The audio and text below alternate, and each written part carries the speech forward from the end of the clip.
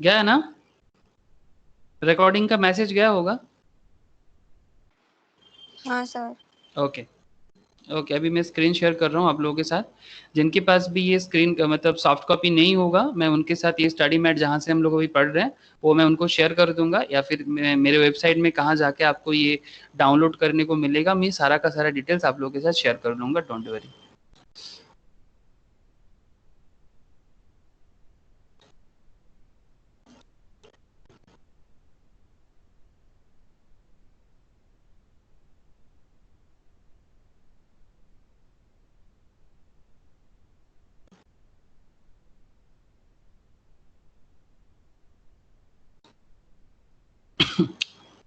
दिख रहा होगा आप लोगों को कुछ? हाँ सर। ओके अच्छा देखो, ऐसे तो ये टॉपिक जो है, अगर मैं स्पेशली ये टॉपिक मेनली फोकस करता है दो तरह का, मतलब दोनों प्रोफेशनल स्टडीज में मेनली फोकस करता है, मेनली सीए में एंड सीएस में, ठीक है। चार्टर्ड अकाउंटेंसी के पढ़ाई में कंपनी सेक्रेटरी का जो फाउंडेशन कोर्स है, as well as company secretary का जो न्यू फाउंडेशन एक आया है सी सेट के नाम पे, एंट्रेंस एग्जाम के नाम पे, उन पे भी ये जो टॉपिक है इस पे बहुत ज्यादा फोकस किया गया है। ये इस टॉपिक को सीए में नाम दिया गया है बिजनेस कॉमर्शियल नॉलेज, और सीएस में इसका नाम दिया गया है बिजनेस एनवायरनमेंट। सेम ही चीज है, ठीक है, बस थोड़ा बहुत मतलब वो चैप्टर का नाम थोड़ा इधर उधर है, बट बाकी overall topic and related everything is एकदम सेम है। तो मैं आपको बस आज एकदम directly business and commercial knowledge या फिर बिजनेस एनवायरनमेंट, जो भी आप नाम दो, बात वही है। तो मैं एकदम इंट्रोडक्टरी बात नहीं बोल रहा हूँ, लेकिन मैं आप लोगों को थोड़ा सा अलग तरीके से लेके आना चाहता हूँ। एकदम फर्स्ट चैप्टर से लास्ट में नॉर्मली क्या करते हैं हम लोग, फर्स्ट चैप्टर पढ़ते हैं, फिर सेकंड, फिर थर्ड, फिर फोर्थ, ऐसे करके जाना चाहिए था, लेकिन मैं इस पर डायरेक्ट फिफ्थ चैप्टर में आ गए। लेकिन फिफ्थ चैप्टर में आने के पीछे मेरा वजह कुछ और है, आप लोगों को कोई दिक्कत नहीं होगा, मेरे हिसाब से आप एंजॉय करोगे, तो आप बस सुनो। कुछ दिक्कत होगा मैं बाद में जरूर डिस्कशंस कर लूंगा, जो भी क्वेरीज होगा आप लोगों का। तो मैं स्टार्ट करता हूँ, और फिर उसके बाद आपको अगर किसी को लगे नहीं इंट्रोडक्टरी नहीं पता है तो फिर कैसे समझ में आएगा, एवरीथिंग विल बी मतलब आप लोगों को बहुत इजी लगेगा। मैं आपको बस कनेक्ट करने का कोशिश करूंगा, तो प्लीज थोड़ा पेशेंस के साथ रहना। ओके तो सबसे पहले मैं आपके साथ बात करूंगा कि ऑर्गेनाइजेशन फैसिलिटेटिंग बिजनेस, ठीक है। One of the most important factor जो आज के दिन में इंपॉर्टेंट बहुत ज्यादा लग रहा है कि एक जॉब क्राइसिस हो रहा है। जॉब क्राइसिस ऑलरेडी चालू हो चुका है, इवन गवर्नमेंट ऑलरेडी डिक्लेयर कर चुके हैं कि अक्टूबर से हम लोग का यहाँ पर मतलब इंडिया में रिसेशन चालू होने वाला है। रिसेशन मतलब आई होप कि आप लोग समझ पा रहे हो, रिसेशन मतलब होता है मंदा या मंदी बोलते हैं, मतलब बेसिकली इकोनॉमी स्लो हो जाएगा, जॉब कट होगा, आपका और ज्यादा लोग ले ऑफ होगा, मतलब अलग अलग ऑर्गेनाइजेशंस में जॉब क्रिएशंस के जगह जॉब कट होने का जगह आएगा, मतलब एक सिचुएशन आ रहा है, ऑलरेडी चालू हो चुका है, ठीक है। हर एक स्टेट में चालू हो चुका है। पेमेंट रिलीज करने में डिले हो रहा है गवर्नमेंट लेवल पे जो लोग काम करते हैं। मेरा कुछ जान पहचान का है स्कूल टीचर्स, कॉलेज प्रोफेसर्स में, उन लोगों से कल ही पूछ रहा था घर पे, तो वो लोग बोल रहे कि 1.5 मंथ हो गया अभी तक पेमेंट नहीं मिला, ठीक है। मतलब ऐसा हालत चल रहा है गवर्नमेंट लेवल पे, not only in West Bengal, all over India, जो स्टेट्स थोड़ा ज्यादा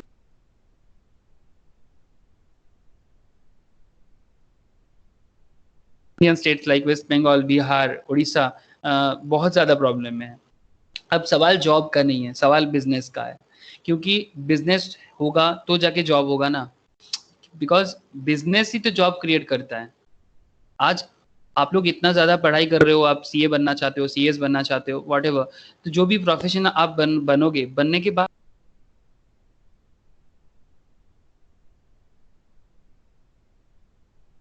हम लोग की कंट्री में, not only in our country, for the throughout the world, ये जो बिजनेस चलता है, हम लोग का आज का टॉपिक है कि क्या क्या ऑर्गेनाइजेशंस होता है throughout the world as well as in our country India, कि एक बिजनेस को फैसिलिटेट कौन सा ऑर्गेनाइजेशंस करते हैं, क्या लीगल मैटर्स होते हैं, किस तरह से अलग अलग ऑर्गेनाइजेशंस इंडिया में बिजनेस को फैसिलिटेट कर सकते हैं।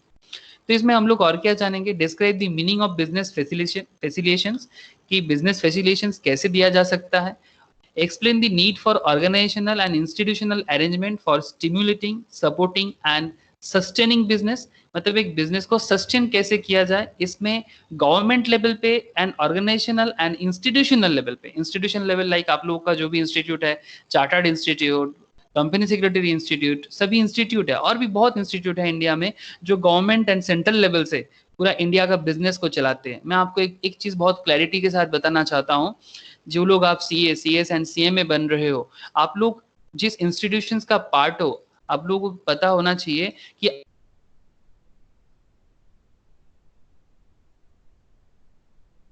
एकदम मैं ऐसा ही बात करने पसंद करता हूँ, लेकिन आप प्लीज जानो कि आपका इंस्टीट्यूट क्या करता है और आपका इंस्टीट्यूट का बनने के पीछे का ऑब्जेक्टिव क्या है। आज के डेट में बहुत सारा लोग जो ऑलरेडी मतलब CA है, CS है, प्रोफेशनल लेवल पे प्रैक्टिस करते हैं, वो लोग भी भूल गया है कि क्यों इंस्टीट्यूट को बनाया गया था। 1949 में इंस्टीट्यूट ऑफ चार्टर्ड अकाउंटेंट्स बनाया गया था। 1959 में CMA इंस्टीट्यूट को बिल्डअप किया गया था एंड 1980 में कंपनी सेक्रेटरी इंस्टीट्यूट को बनाया गया था। और मैं आपको बता दूं, इसको बनाने के पीछे का मेन जो ऑब्जेक्टिव था, that is arrangement of stimulating, supporting and sustaining business, ताकि एक बिजनेस स्टिमुलेट हो पाए, एक बिजनेस सपोर्ट दिया जाए एक बिजनेस को डेवलप करने में, और वो बिजनेस को सस्टेन किया जाए। सस्टेनिंग करना मतलब वो बिजनेस रहे, वो बिजनेस किसी भी तरह से बंद ना हो जाए, वो बिजनेस को सरवाइव करने में दिक्कत ना हो, कोई लीगल मैटर्स का प्रॉब्लम ना हो, गवर्नमेंट को टैक्स भी प्रॉपर वे में मिले, each and every kind of setup. यही इंस्टीट्यूट को बनाने के पीछे का मेन मकसद था, जिसके लिए आप लोग आज chartered accountant, cost accountant, even company secretary बनने के लिए एक डिजायरेबिलिटी रखते हो। बट इसके पीछे का जो मतलब मेन जो बीज है, ये 1949 से आफ्टर इंडिपेंडेंस चालू हुआ था। आई होप कि आपको पॉइंट समझ में आ रहा है। आगे आगे और भी बातें होगा। Differentiate between funding and non funding organisations, हम लोग ये भी एक बातें करेंगे कि कोई भी इंडिया में बिजनेस ऑर्गेनाइजेशंस को बनाने के लिए बिजनेस ऑर्गेनाइजेशंस पे फंडिंग करना जरूरी होता है। बिना फंड मतलब मनी का बात हो रहा है, मनी एंड ऑल्सो मतलब जो काइंड भी होता है, मतलब या तो आपको जमीन देके, लैंड देके भी आपको हेल्प किया जा सकता है, जो मनी तो नहीं है बट इक्विवेलेंट टू मनी। ठीक है, कहने का मतलब है वो फंड जो आपको एक बिजनेस को डेवलप करने में हेल्प करे, चाहे उसमें लैंड हो सकता है, लेबर हो सकता है, कैपिटल हो सकता है, एंटरप्रेन्योरशिप हो सकता है। आप लोगों को पता है, हम लोग इकोनॉमिक्स क्लास में इसके बारे में डिस्कशंस करते हैं कि लैंड, लेबर, कैपिटल, एंटरप्रेन्योरशिप, ये जो 4 फैक्टर ऑफ प्रोडक्शन है। ठीक है, लैंड, बिना जमीन का अब बिजनेस कहाँ करोगे। इवन एक छोटा सा मतलब फुचका का स्टॉल, फुचका जानते हो ना, बंगाल में बोलते हैं फुचका, हिंदी में आपका मतलब अदर पार्ट्स ऑफ इंडिया में बोलते हैं पानी पूरी या गोलगप्पा। ठीक है, एक सिंपल सा गोलगप्पा पानी पूरी का स्टॉल लगाने के लिए भी ना आपको एक लैंड चाहिए, जहां पर खड़ा होके आप आपका फुचका सेल करोगे, आपका पानी पूरी सेल करोगे। एक ठेला चाहिए होता है, वो एक छोटा सा एक उनका अपना एक ठेला होता है, वो ठेला भी ना एक लैंड ही माना जाता है। आपको बता दूं कि एक छोटा सा लैंड का क्या वैल्यू होता है। अपने कलकत्ता का बात मैं करता हूँ, मुंबई दिल्ली में भी obviously same to same follow होता है।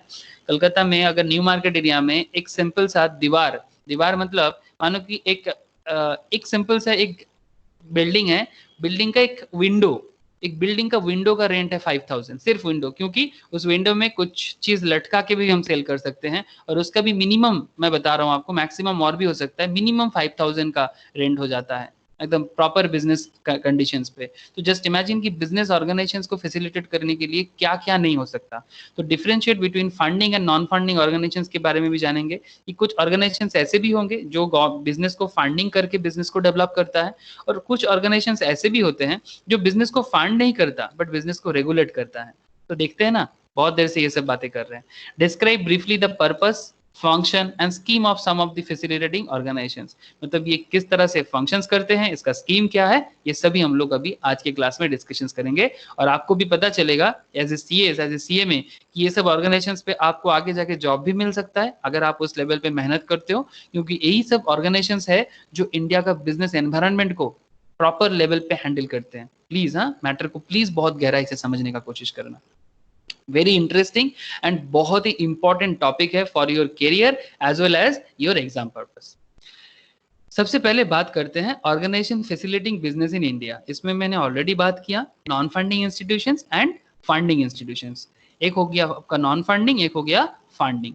तो आज हम लोग जिसमें बात मेनली करेंगे, सबसे पहले देख लेते हैं नॉन फंडिंग इंस्टीट्यूशंस पे, कि सब पैसा देके हेल्प करना ही हेल्प नहीं होता, बिकॉज मनी से भी ज्यादा बहुत सारा चीजें होते हैं जो एक कंट्री को डिसिप्लिन बना के एक पैटर्न, एक पॉलिसी जो फॉर्म करता है ना, वो पॉलिसी मेकर्स बहुत इंपॉर्टेंट है। सिर्फ मनी नहीं, पॉलिसी इज वेरी इंपॉर्टेंट।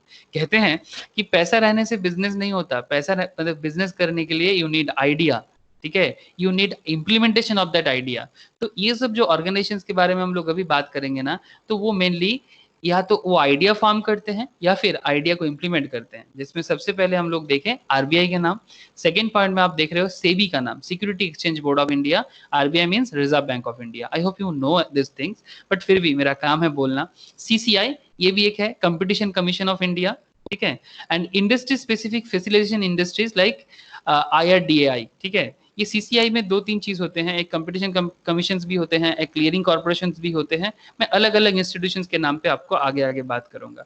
और एक यहाँ पर बोला कि इंडस्ट्री स्पेसिफिक फैसिलिटेशन इंस्टीट्यूशंस, जिसमें यहाँ पर IRDAI के बारे में बात किया, लेकिन ऐसा और भी है, ठीक है, ऐसा और भी है। मतलब एक चीज हम लोग आपको फिर से बता दो, IRDAI का मतलब है insurance regulatory development authority of India. India में जो इंश्योरेंस बिजनेस होता है ना, चाहे LIC से लेके आप टीवी में कितना सारा ऐड देखते हो, HDFC इंश्योरेंस, सर उठा के जियो, हाँ, ICICI लॉम्बार्ड, हाँ, जैसे LIC में बोलते हैं ना, जिंदगी के साथ भी जिंदगी के बाद भी।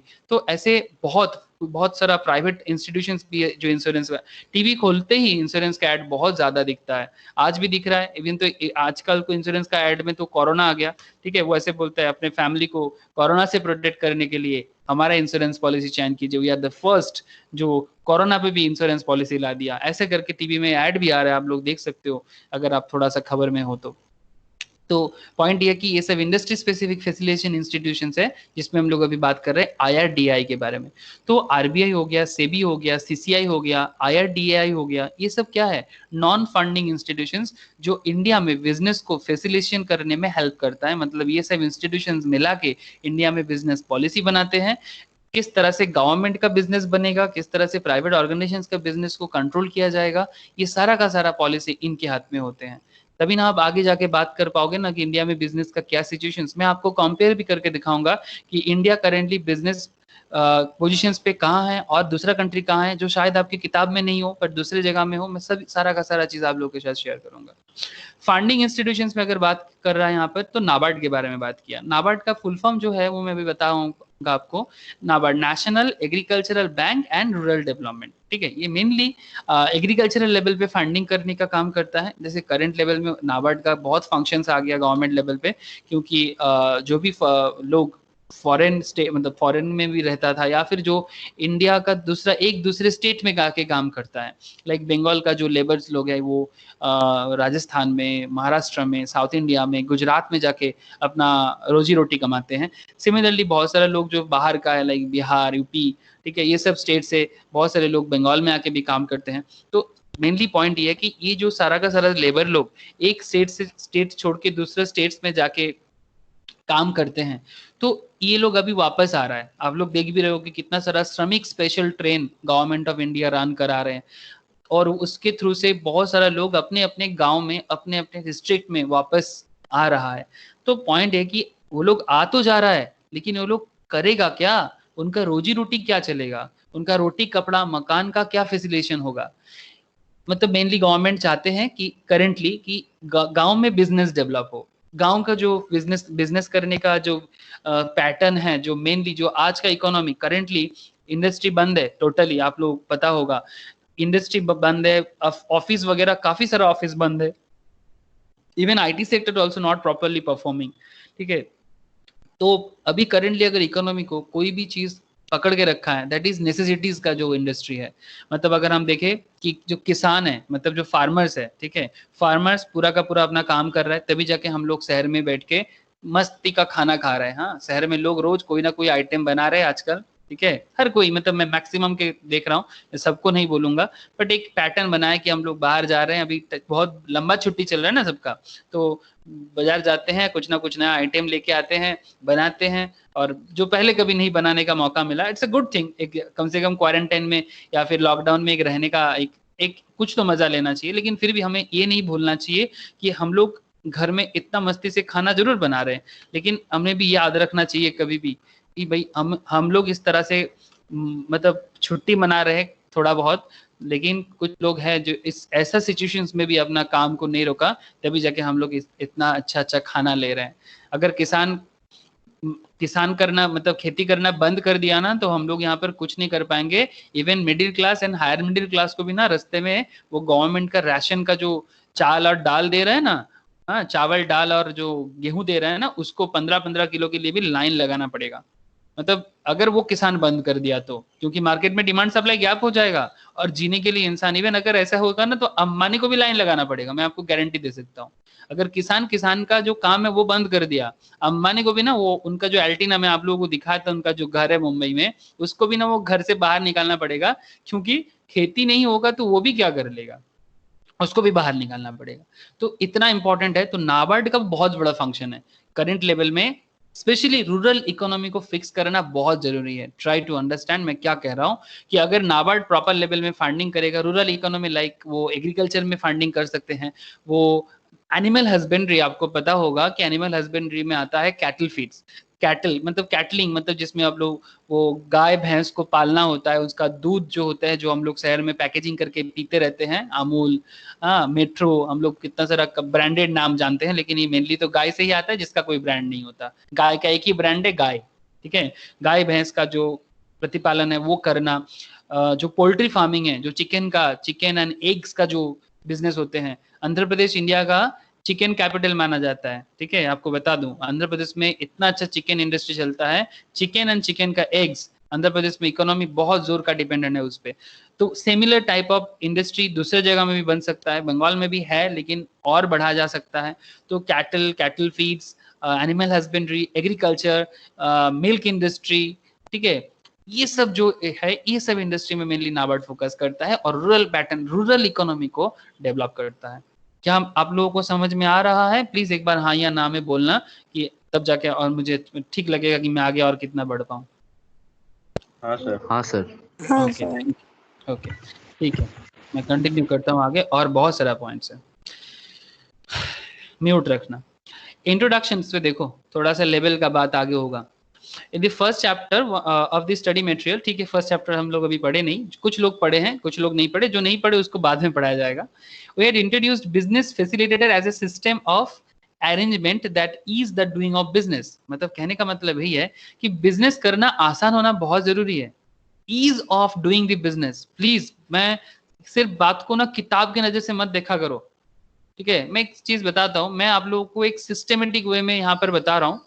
सिस्टमेटिक वे मतलब आपको एक सिलेबस पैटर्न में डाल के मैं आपको बताने का कोशिश कर रहा हूँ कि देखो, आप लोग सीए करते हो, सीएस करते हो, आपके सिलेबस में ये सब है, तो प्लीज पढ़ा करो। लेकिन आप लोग ना कभी कभी ना ये सब ना सुनना पसंद नहीं करते, मतलब एक कुछ बनना है, आप लोग बनने के लिए रेडी हो तभी आप पढ़ रहे हो, लेकिन एक जो एक बहुत ज्यादा इंटरेस्ट क्रिएट करके पढ़ना होता है ना, वो कभी कभी मैं ना मिस देखता हूँ बहुत लोगों के अंदर।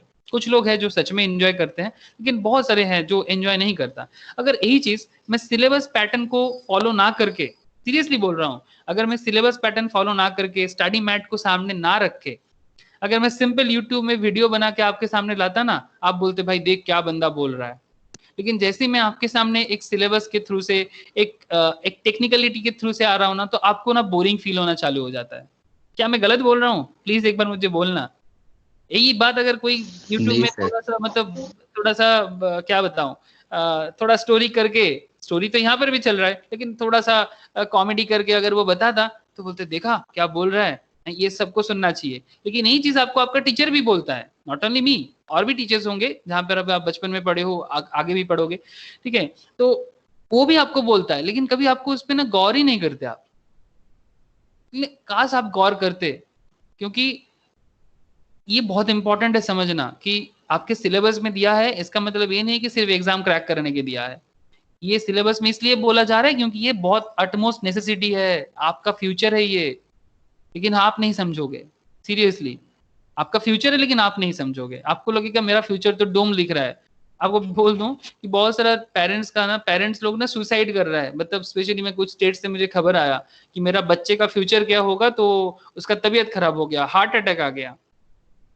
कुछ स्कूल्स है जो प्राइवेटाइज में स्कूल्स हैं, तो प्राइवेट लेवल पे वो लोग फीस मांग रहे हैं, उन लोगों का फीस हाई होता है, आप लोगों को पता होगा, 1,50,000 के आसपास का 6 मंथ्स का एक साल का फीस होते हैं, ठीक है। तो स्कूल नहीं हो रहा है, बच्चे को भेजना इम्पॉसिबल है, लेकिन स्कूल बोल रहे हैं कि आप लोग फीस नहीं देंगे तो हम लोगों का कैसे चलेगा, सिर्फ बस का फेयर छोड़ के मुझे बाकी फीस दे दीजिए। लेकिन गार्जियन का कहना है कि अगर फीस तो मैं दे दूं, लेकिन बच्चा को तो मैं स्कूल नहीं भेज सकता। आप लोग बड़े हो, आप लोग बात समझ रहे हो कि ऑनलाइन वगैरह है, आप लोग पढ़ सकते हो, लेकिन बच्चा लोगों को ऑनलाइन में कैसे बिठाओगे आप? It's tough. एक छोटा बच्चा को, एक अप टू क्लास 5 तक का बच्चा, 5 क्या, मैं तो मानता हूँ कि अप टू 10 तक का बच्चा को ऑनलाइन एजुकेशन बहुत मुश्किल करेगा। आप लोग प्रोफेशनल लेवल में आ गए, आप लोग अपने बारे में जानते हो, ऑनलाइन पैटर्न के साथ कनेक्टेड हो, मोबाइल स्मार्टफोन के साथ कनेक्टेड बहुत ज्यादा हो, यू कैन गेट। बट बच्चे लोगों को तो सिर्फ पढ़ना नहीं होता, उनको तो पढ़ाई के साथ साथ और भी चीज सिखाना होता है। तो ऐसे करके पेरेंट्स का तबीयत खराब हो जा रहा है। पता नहीं क्या होगा, मतलब अगर पेरेंट्स लोग ऐसे हालत में आ जाएगा मुश्किल होगा। तो जो भी है, तो ease of doing business, drawing an analogy. चलो ईज ऑफ डूइंग बिजनेस में मैं एक एनालॉगी आपके सामने दिखाता हूँ कि ये ईज ऑफ डूइंग बिजनेस में करेंटली इंडिया का क्या सिचुएशन है। चलो अच्छा बात है, किसी मुद्दे पे बात हो जाना चाहिए। मैं आता हूँ आपके सामने एक दूसरा वेब पेज के साथ, आप लोग देखना। हाँ, ईज ऑफ डूइंग बिजनेस का रैंकिंग इंडिया में क्या सिचुएशन चल रहा है अभी।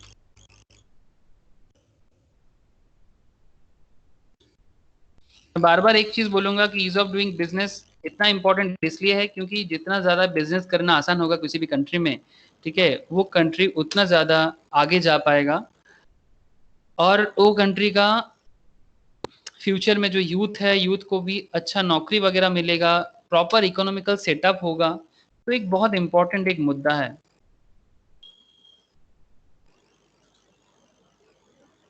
मैं नॉर्मली विकीपीडिया सोर्स यूज करता हूँ, ठीक है। विकीपीडिया सोर्स जो है, जो ऑनलाइन एनसाइक्लोपीडिया है, आप लोग बहुत लोग जानते हो, आप लोग भी अपने जो भी जरूरत है आप लोग यहाँ से देख सकते हो। मैं यहाँ पर एक ease of doing business index लाया हूँ। यहाँ पर एक मैप है, ठीक है, ये मैप मैं बाद में समझाता हूँ, रैंकिंग का जो डेटा है वो मैं देख देता हूँ। देखो, आप लोगों को दिख रहा होगा रैंकिंग, दिख रहे हो? प्लीज बोलो हाँ या ना, बोलो हाँ बस। सर। ओके, तो आप लोग अपने फोन में जूम भी कर सकते हो हाथ लगा के, ठीक है, दोनों हाथ लगा के जूम करके भी देख सकते हो अगर छोटा दिख रहा है तो। देखो, सबसे नंबर 1 पोजीशन में है 2020 में New Zealand. Ease of doing business में न्यूजीलैंड नंबर 1 में है। देखो, the most recent ranking come from the doing business 2020 report, ranking for economies was introduced in the doing business 2006 report के हिसाब से New Zealand has top the ease of doing business. मैं ease of doing business पे बात कर रहा था अभी, हम लोग जो कॉमर्शियल पे, ease of doing business in 2018, 19, 20 का डेटा है यहाँ पर, उसमें सबसे नंबर 1 में आता है न्यूजीलैंड। सेकेंड में आ गया सिंगापुर, फिर आता है हांगकांग। हांगकांग एक चाइनीज टेरिटोरी के अंदर आता है, ठीक है, नॉट एग्जैक्टली चाइना, इट्स अलग टेरिटोरी, अलग पावर, लेकिन चाइना, चाइना का क्लेम है इस पे, हांगकांग पे। हांगकांग इंडिपेंडेंस चाहता है चाइना से। Denmark, south Korea, United states point number 6 पे है।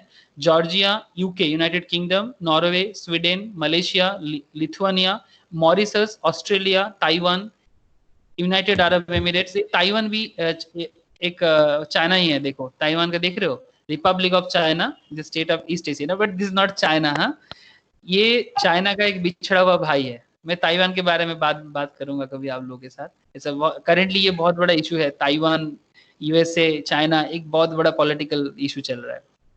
United Arab Emirates, north Macedonia, Estonia, ठीक है। चलो सर, एक चीज समझ में आ रहा है कि टॉप 20 में मेनली वही है जो मेनली डेवलप नेशंस है ना। ये सभी सारा का सारा नेशंस जो भी आपके सामने दिख रहा है, ये सब डेवलप नेशन है। ये इन सब का नेशंस का जो मतलब ह्यूमन डेवलपमेंट इंडेक्स है, एचडीआई इंडेक्स जो है, एचडीआई इंडेक्स होता है ह्यूमन डेवलपमेंट इंडेक्स। आप उस कंट्री का एचडीआई रैंकिंग देख सकते हो। मैं आपको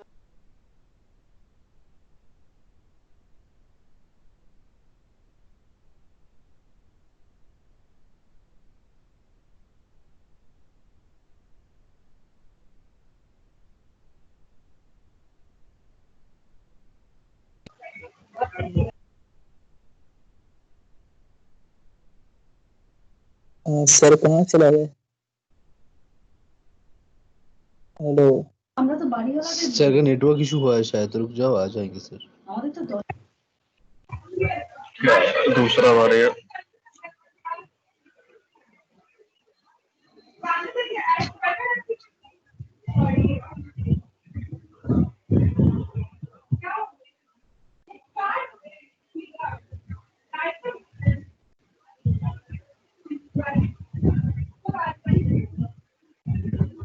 हाँ मृत्युंजय, हेलो मृत्युंजय। हाँ हाँ बोलो कौन। सॉरी नेटवर्क इशू है, चलो बात करो। ओके, मैं बोला आपको कि हाँ मेरे यहाँ पर नेटवर्क का इशू चल रहा है, मैं शॉर्ट आउट करने का कोशिश कर रहा हूँ। कल मैं कुछ और अच्छे मतलब कुछ बड़े कंपनी के साथ भी कांटेक्ट कर रहा था, वो लोग बोला कि हम लोग डायरेक्टली नहीं दे सकते। रिलायंस वो जियो फाइबर में बात कर रहा था, बोला अभी रोल आउट नहीं हो रहा है, लेकिन मैं अलायंस यूज करता हूँ। अलायंस गुड कंपनी, अच्छा कंपनी है कोलकाता में, बट पता नहीं क्या सिचुएशन है अभी अलायंस का। अच्छा है कलकत्ता का सिचुएशन ही खराब है। एग्जैक्टली नहीं, अलायंस कोलकाता में one of the best broadband है। अच्छा फिर भी प्रॉब्लम है। ओके ठीक है, देखो मैं जो दिखा रहा था, स्क्रीन शेयर हो रहा है ना? हाँ सर।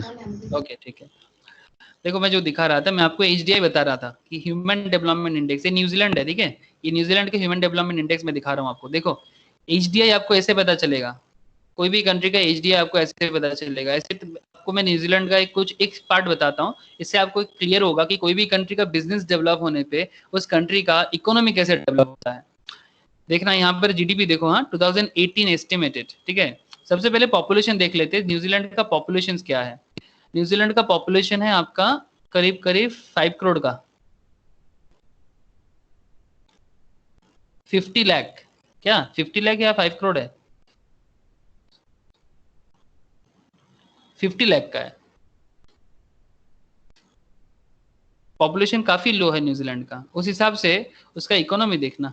GDP देखो 199 बिलियन डॉलर का इकोनॉमी है, ठीक है। मतलब जितना इकोनॉमी होगा उसको पर हेड जब डिस्ट्रीब्यूट किया जाता है तब क्या मिलता है? Per capita income. देखो पर हेड न्यूजीलैंड में लोगों का पर हेड इनकम देखो 41,616 डॉलर। मतलब मैं अगर इसको अप्रोक्स बताऊं, चलो $40,000 पर हेड एनुअल इनकम है। $40,000 मतलब यू कैन इमेजिन, $40,000 मतलब 40,000 इंटू 75 कर दो, 40,000 इंटू 75, दैट मीन्स 40,000 इंटू 75 कितना हो जाता है?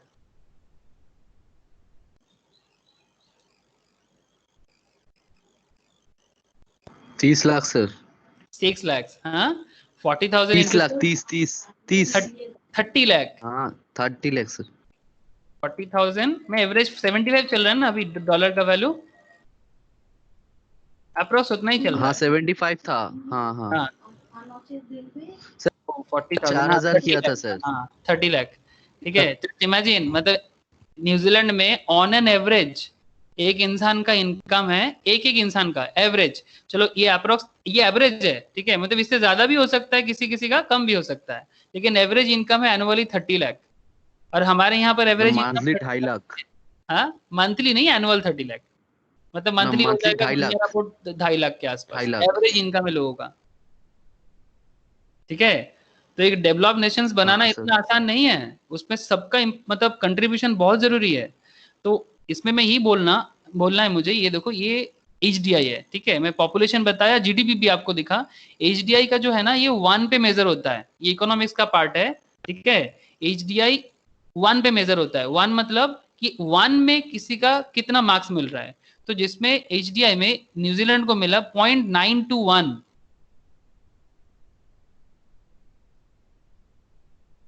तो ये 1 में ना 0.921 है न्यूजीलैंड, हाँ। तो ऐसे बाकी आप दूसरा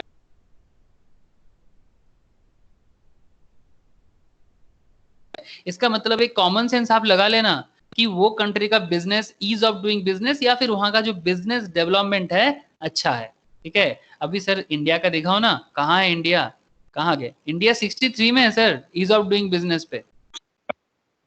ये स्पेशली में इसमें मुझे मोदी गवर्नमेंट का थोड़ा तारीफ करना ही पड़ेगा, बीजेपी गवर्नमेंट का, currently ruling party of India. 2014 में जब मोदी जी आए थे ना, उस टाइम पे इंडिया का ईज ऑफ डूइंग बिजनेस क्या था जानते हो? 130, 130 रैंकिंग पे था। लास्ट 6 इयर्स में ये देखो, आप देख सकते हो, मैं यहाँ पर डेटा दिया हुआ है, मैं गलत नहीं बोल रहा हूँ। ये देखो 2017, 15, 14, 2014 में डेटा देखो इंडिया का, ये देखो 2014 में 134, 15 में सॉरी 2000, हाँ ये मोस्ट प्रोबेबली 2017 होगा, 142, 130, 130, 100, ठीक है, 77, now 63, it's a very good sign for the Indian growth. और ये जो रैंकिंग है कोई अपना सेंट्रल गवर्नमेंट का रैंक दिया हुआ डेटा नहीं है, ये एनसाइक्लोपीडिया का दिया हुआ है, और ये किसी भी तरह का ये न्यूट्रल है ना, ये न्यूट्रल डेटा बनाते हैं। थोड़ा बहुत गलत हो सकता है, 20% में भी मिस्टेक्स हो सकता है, लेकिन सबके लिए इतना मिस्टेक्स नहीं होगा, इनका रिसर्च बहुत अच्छा होता है। ठीक है, तो इंडिया का रैंकिंग करेंटली 63 में है, लेकिन मैं एक बार आपको इंडिया की इकोनॉमी दिखाता हूँ। ठीक है, 63 जाने के बाद भी इंडिया का क्या सिचुएशन है। मैं अगर न्यूजीलैंड के साथ थोड़ा कंपेयर कर रहा हूँ, साइज में बहुत बड़े हैं हम न्यूजीलैंड से, जीडीपी हमारा काफी हाई है, उसका 190 बिलियन था, आप देखे होंगे। लेकिन इंडिया की इकोनॉमी देखिए, आप लोगों को दिख रहा है, प्लीज बोलो हाँ या ना। इंडिया का पॉपुलेशन 135 करोड़ का है, अप्रोक्स 135 करोड़ का पॉपुलेशन है हमारा।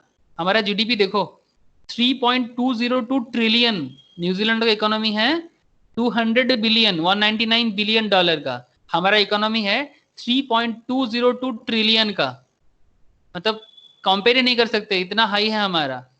लेकिन हमारा पार कैपिटा देखो सर, 2338 डॉलर एवरेज। हम लोग पार कैपिटा में 139 पोजीशन पे आते हैं, जहां न्यूजीलैंड टॉप 20 में ही आता होगा। 2338 मतलब कितना हो जाता है, प्लीज कनेक्ट ये करो, 2338 डॉलर मतलब 2338 इंटू 75, 1,75,350 एनुअल इनकम। हेलो, हाँ सर। देखे हो कुछ कंपैरिजन, कुछ दिखा आपको? हाँ सर। हाँ, आंख में नहीं आ रहा है इतना कंपैरिजन। मतलब अच्छा नहीं लग रहा है। मतलब कहाँ 30 लाख और कहाँ 1,75,000। लेकिन फिर भी हमारा इकोनॉमी कितना स्ट्रांग है देखो, 3.20। इंडिया इसी में खुश है, जानते हो ना। हमारा 3 ट्रिलियन हाँ डॉलर की हाँ, इकोनॉमी है, हम इसी में खुश हो जाते हैं। हमारा बस एचडीआई देख लो गवर्नमेंट सर का एक बार। नौकरी मिल जाए बस, हाँ सब बस, खुश। और क्या। ठीक है, हमारा एचडीआई देख लो एक बार प्लीज, 0.647 मीडियम, जहां न्यूजीलैंड को मिला था 0.921 में, हमें मिला 0.647 मतलब 0.65। ठीक है, मैक्सिमम। ये हमारा 100 में हमको 65 मिला, न्यूजीलैंड को 100 में 92 93 मिला। ठीक है, ऐसे न्यूजीलैंड अकेला नहीं है, आप दूसरा कंट्री के भी साथ भी कंपेयर कर सकते हो। ठीक है, मैं पाकिस्तान श्रीलंका को नहीं ला रहा हूँ, श्रीलंका का हालत हमसे अच्छा होगा। श्रीलंका अच्छा होगा सर। श्रीलंका का हालत अच्छा होगा हमसे। ठीक है, आप बाद में देखना। ठीक है, आपके सामने खुला किताब है, आप देख सकते हो। पाकिस्तान 108 में आता है, पाकिस्तान 108 में आता है। जो भी हो, चलो मेन चैप्टर में फिर से जाते हैं। मुझे बस आपको कुछ आइडिया शेयर करना था, मैं आपको रियल हकीकत दिखाना चाहता था कि ईज ऑफ डूइंग बिजनेस है क्या, और ये ईज ऑफ डूइंग बिजनेस पे हमें आपको क्या करना चाहिए, और इंडिया करेंटली कहाँ है, तो आपका स्टडी का फोकस कैसे होना चाहिए। ठीक है, सबसे इंपॉर्टेंट, इंडिया का रैंकिंग अच्छा हुआ है, 63 में चला गया, 2014 में 134 में था, 134 से इंडिया अपना रैंकिंग को 134 से 63 में लाया। फिर भी इंडिया का पर हेड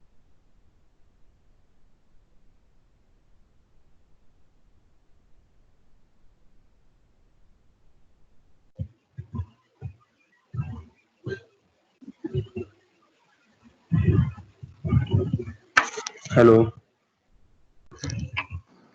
सर चला गया। फिर से गए तीसरा बार।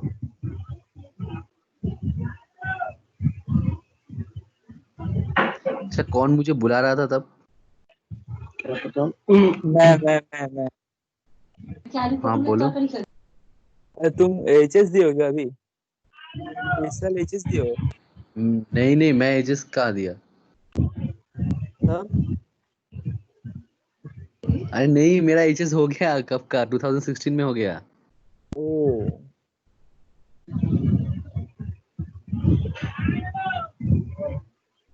मैं आर्किटेक्चर इंजीनियरिंग कर रहा था। अच्छा।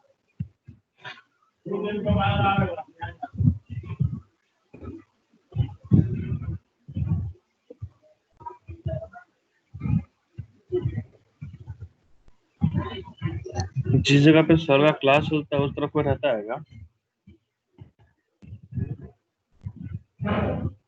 हेलो। क्या बोल रहे हो?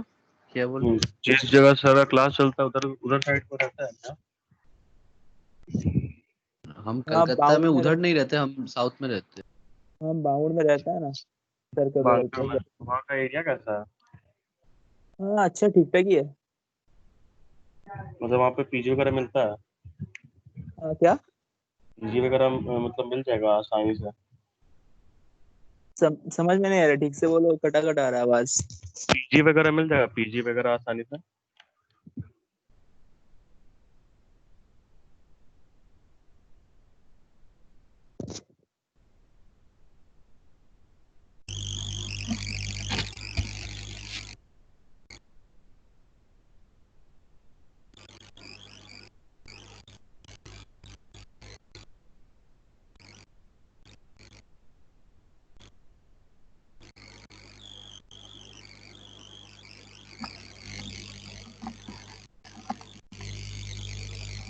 हेलो। है सर। ओके, फिर से नेटवर्क इशू था। ओके, अब जो चलो कंटिन्यू करते हैं। आई होप कि सबको ही हो आप लोग। अच्छा, फिर से देखो स्टडी मैट में थोड़ा देख लेते हैं। फर्स्ट चैप्टर में क्या बता रहा था, जो ईज ऑफ डूइंग बिजनेस पे मैं काफ़ी सारा चर्चा कर लिया, आगे और नहीं बात करेंगे। अच्छा, can you recall that in our primary classes we read about our helpers. चलो हेल्पर्स के बारे में थोड़ा बात कर लेते हैं। The way they simplify our lives and make us comfortable, business facilitator do the same for the business. ठीक है, मतलब जिस तरह से हेल्पर्स लोग काम करके हमारा काम को आसान करता है, सेम टू सेम वे में बिजनेस फैसिलिटेटिंग जो ऑर्गेनाइजेशंस है, ये भी हमारा काम को आसान करता है। मतलब बेसिकली इसको अगर हम सिंप्लीफाई करें तो बोल सकते हैं मुश्किल आसान। ठीक है, मुश्किल मतलब समझते हो ना, जो मुसीबत वाला काम है उसका आसान करता है। We rationalized their need in the context of complexities associated with pursuing business as an occupation, career। Business को किस तरह से आप अपना ऑक्यूपेशन बना सकते हो, ठीक है, जो बहुत इंपॉर्टेंट है आज की डेट पे। करियर, इसको आप अपना करियर कैसे बना सकते हो, as well as defined employment and not so complex professional practice. ठीक है, ठीक जिस तरह से जॉब करना हम लोगों को थोड़ा आसान लगता है मैक्सिमम केस में, इंडिया का मैक्सिमम लोग जॉब जॉब जॉब जॉब करता रहता है, लेकिन बिजनेस करना उतना भी टफ नहीं है जितना टफ माना जाता है। वन में argue that since auxiliaries, auxiliaries और एड्स मतलब जो भी हेल्पिंग चीज चाहिए, बिजनेस इजी तभी ना होगा। आज अगर इंडिया में कोई बिजनेस करने का सोचता भी है तो बहुत टफनेस लगता है कि भाई बिजनेस करेंगे, लेकिन पहले से अच्छा हुआ है, पहले से सिचुएशन अच्छा हुआ है, लेकिन फिर भी ये मैटर ना एकदम मिडिल क्लास के घर तक नहीं पहुंचा। और इंडिया में जब तक मिडिल क्लास नहीं सुधरेगा ना, तब तक इंडिया का कुछ नहीं होने वाला। ठीक है, क्योंकि इंडिया में मिडिल क्लास लोगों का जो कॉन्सेप्ट है ना, उसी पे डिपेंड करता है इंडिया का फ्यूचर। ठीक है, क्योंकि ये लोग अगर थोड़ा साहस दिखाना चालू कर दिया ना, तो मिडिल क्लास अगर रिच या हायर मिडिल क्लास बन गया ना, तो न्यूजीलैंड जैसे कंट्री को भी हम लोग टक्कर दे सकते हैं। ये ऑब्वियसली बहुत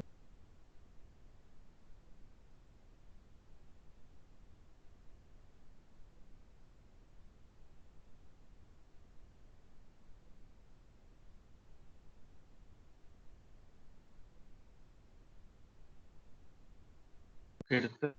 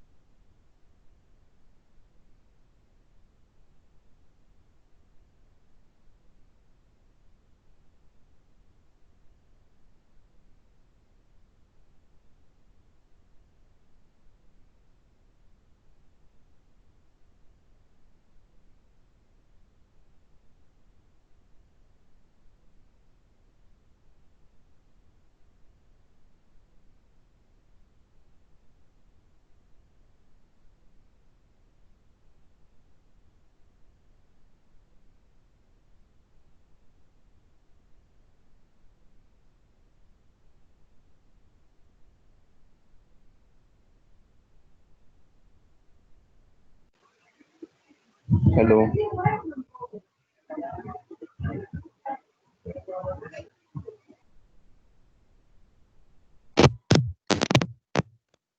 हेलो आदित्य, सर का आवाज ही नहीं आ रहा।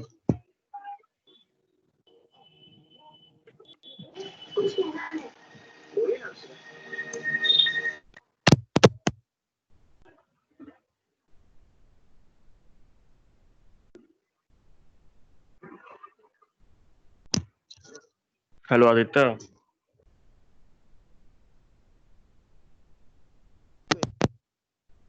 हेलो।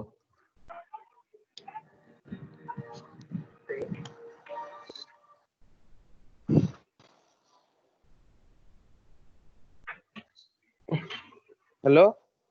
हाँ आदित्य बोलो।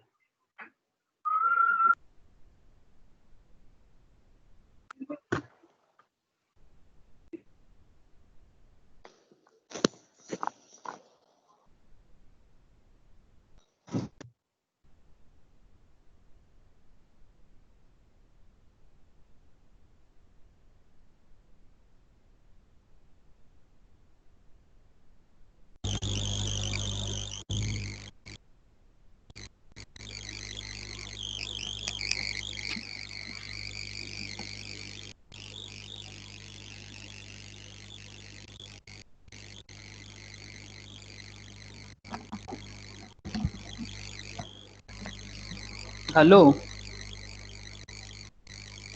हेलो, मेरा आवाज आ रहा है? हाँ सर।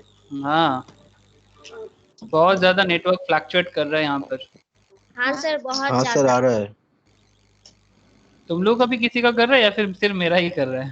सर सिर्फ आपका ही हो रहा नहीं है। सर, नहीं हो रहा है। 2 जन चला गया सर। हाँ दिख रहा है, शायद पेशेंस नहीं रख पा रहा है। हाँ, कौन चला गया पता नहीं। और एक आ गया फिर से।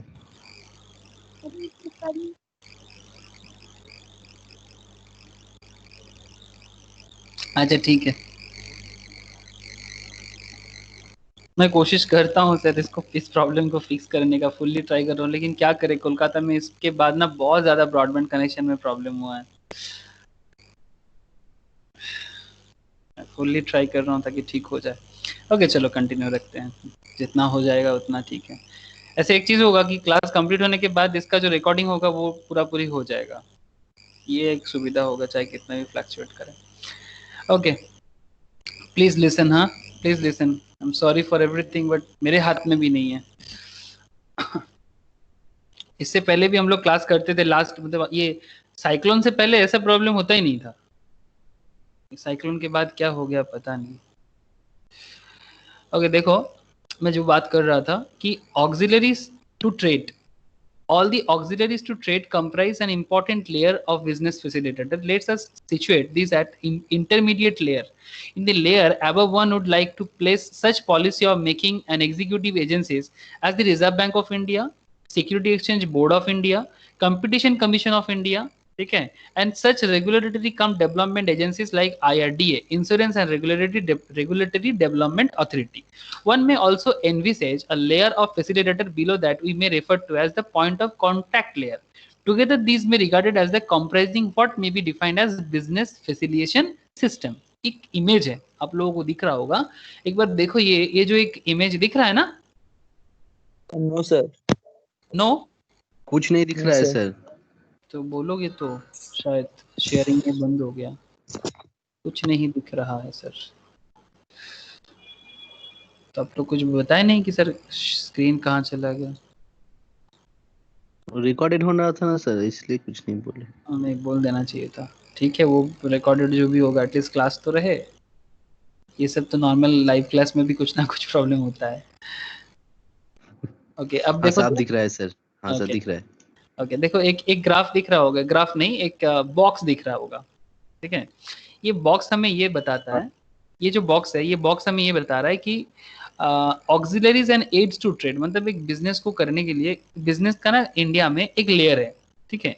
ये वर्ल्ड के किसी भी गुड इकोनॉमी में एक लेयर होता है, जिसके सबसे अंदर रहता है points of contract and business facilitators, ठीक है। पॉइंट्स ऑफ कॉन्टैक्ट मतलब इन लोगों के पास में ना कॉन्टैक्ट होते हैं, ठीक है। जैसे कोई भी बिजनेस को बनाने के लिए ना आपको सबसे ज्यादा जो जरूरी है ना वो है कनेक्शन, इसको हम लोग कॉन्टैक्ट कह रहे हैं, ठीक है। चाहे आप कोई भी बिजनेस कर लो, एक सिंपल सा ग्रोसरी स्टोर भी आप करो ना, आपको ना एक चीज हमेशा ध्यान रखना कि भाई मेरा कस्टमर के साथ मेरा कांटेक्ट रहे, ठीक है, एक गुड रिलेशन बना के रहे, ठीक है, तो वो तभी जाके आप अपना बिजनेस को फैसिलिटेशन कर सकते हो। तो यहाँ पर हम बात कर रहे हैं कि फैसिलिटेटिंग ऑर्गेनाइजेशंस के बारे में। सबसे बाहर देखो जो लेयर है that is funding and non funding institutions, ये लास्ट में आता है। सबसे अंदर आता है points of contract and business facilitators, जो आपको बिजनेस को फैसिलिटेशन देगा। सेकंड में आता है auxiliaries and aids to trade, मतलब आपको बिजनेस करने के लिए क्या क्या हेल्प चाहिए, ठीक है। ऑक्सिलरीज मतलब आपका बिजनेस का साथी, ठीक है, चाहे वो इक्विपमेंट्स हो, कुछ ऑर्गेनाइजेशंस हो, किसी का हेल्प हो, ठीक है, गवर्नमेंट परमिशंस हो, ठीक है, बिजनेस करने के लिए फैसिलिटेशन हो, auxiliaries and aids to trade.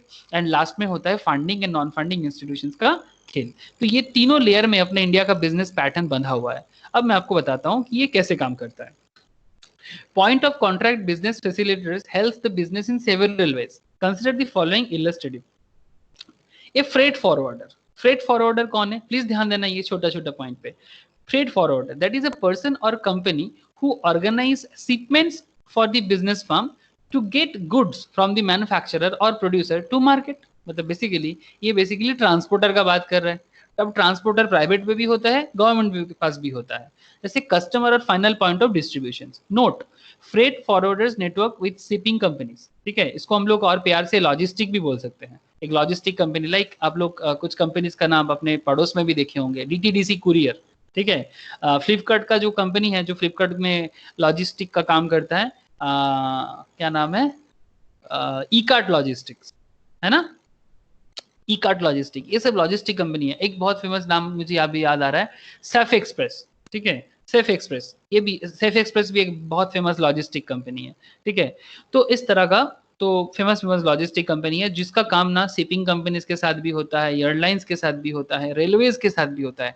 Railway तो इंडिया का जान है। आप लोग मालगाड़ी जानते हो, देखे हो कभी मालगाड़ी?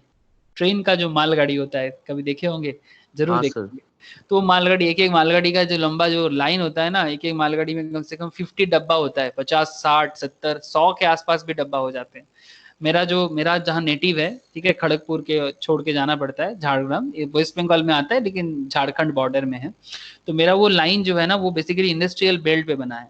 Industrial belt in the sense Jamshedpur का लाइन है, तो जमशेदपुर, रूरकेला, एकदम स्टील प्लांट्स और कोल का जो भी है वो उसी लाइन पे है। तो ब्रिटिश लोग 1853 में जब रेल लाइन बनाया था, तो हमारा वो लाइन बना था मेनली इंडस्ट्रियल बेल्ट से वो इंडस्ट्रियल प्रोक्योरमेंट को लाने के लिए, लाइक आयरन ओर के वहां से लाने के लिए, या फिर जमशेदपुर जैसे फैक्ट्रीज को बिल्डअप करने के लिए। तो तभी जाके ना इंडिया में रेलवेज का बहुत बड़ा फंक्शन है, ठीक है। और झारखंड और उड़ीसा और छत्तीसगढ़ के बहुत ही मतलब पहाड़ी में बहुत मतलब रिसोर्सेज मिलता है, तो वहां पर भी रेलवे अपना लॉजिस्टिक देखता है, तभी जाके इकोनॉमी में डेवलपमेंट करने के लिए हमारे घर में टाटा स्टील होते हैं, ठीक है, SRMB स्टील होते हैं, ऐसे ही नहीं हो जाता। तो इसके लिए लॉजिस्टिक एक बहुत इंपॉर्टेंट काम करता है।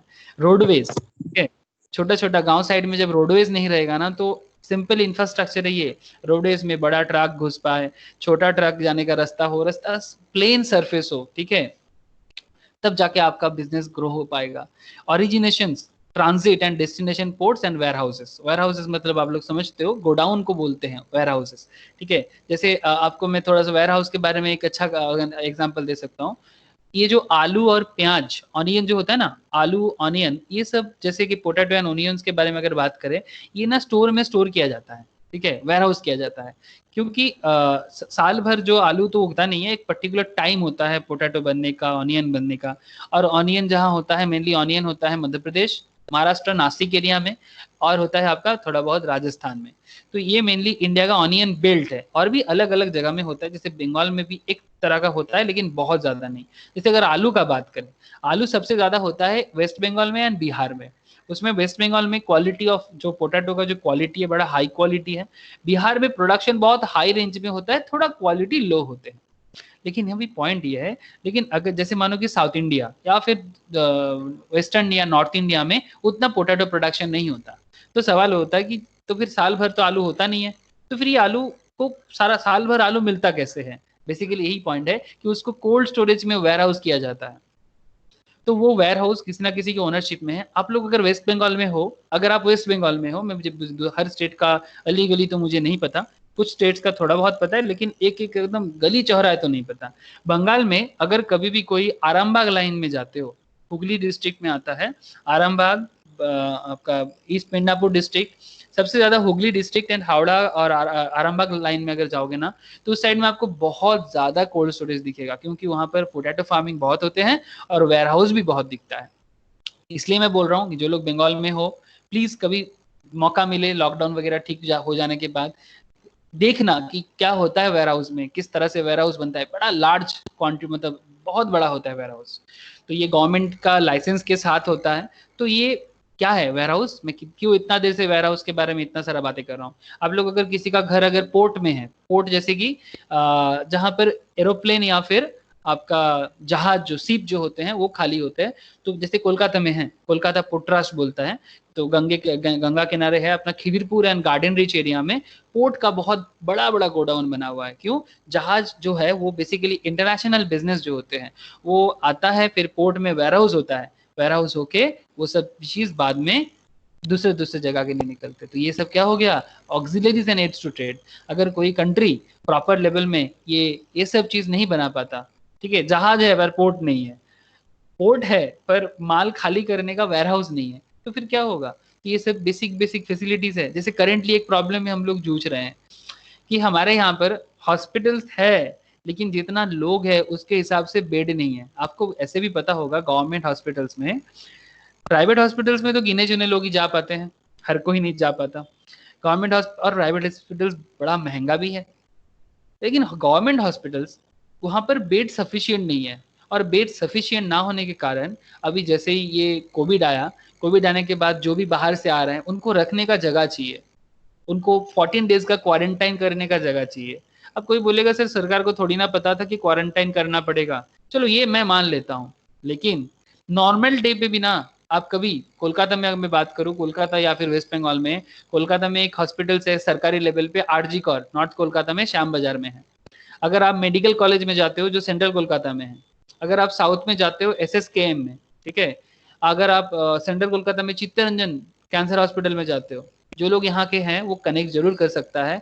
आपको ना जाने से ही बेड नहीं मिल जाता, कितना दिन तक तो मतलब बिना बेड का नीचे में रख दिया जाता है, मतलब एकदम जो नीचे का जो फ्लोर होता है ना वहीं पर आपको सुला दिया जाता है। तो नीड है, लेकिन फिर भी गवर्नमेंट आज तक फैसिलिटी नहीं बना पाया। लेकिन इधर गवर्नमेंट बड़ा बड़ा इको पार्क बना रहा है, जानते हो। हाँ, चैम्बर ऑफ कॉमर्स का क्या बड़ा एकदम पार्क के अंदर, झील के अंदर बन रहा है बिजनेस फैसिलिटेशन सेंटर, जानते हो, अपने वेस्ट बंगाल में है। इको पार्क के अंदर एक बिजनेस फैसिलिटेशन, एक आपका कम्युनिटी हॉल है, देखने लायक है। सीरियसली देखोगे ना चौक जाओगे, सेल्फी खींचने लायक है। लेकिन जहां बिजनेस का बेसिक चीज ही नहीं पूरा होता, वो फैसिलिटेशन सेंटर का जो ऑडिटोरियम बना के क्या फायदा।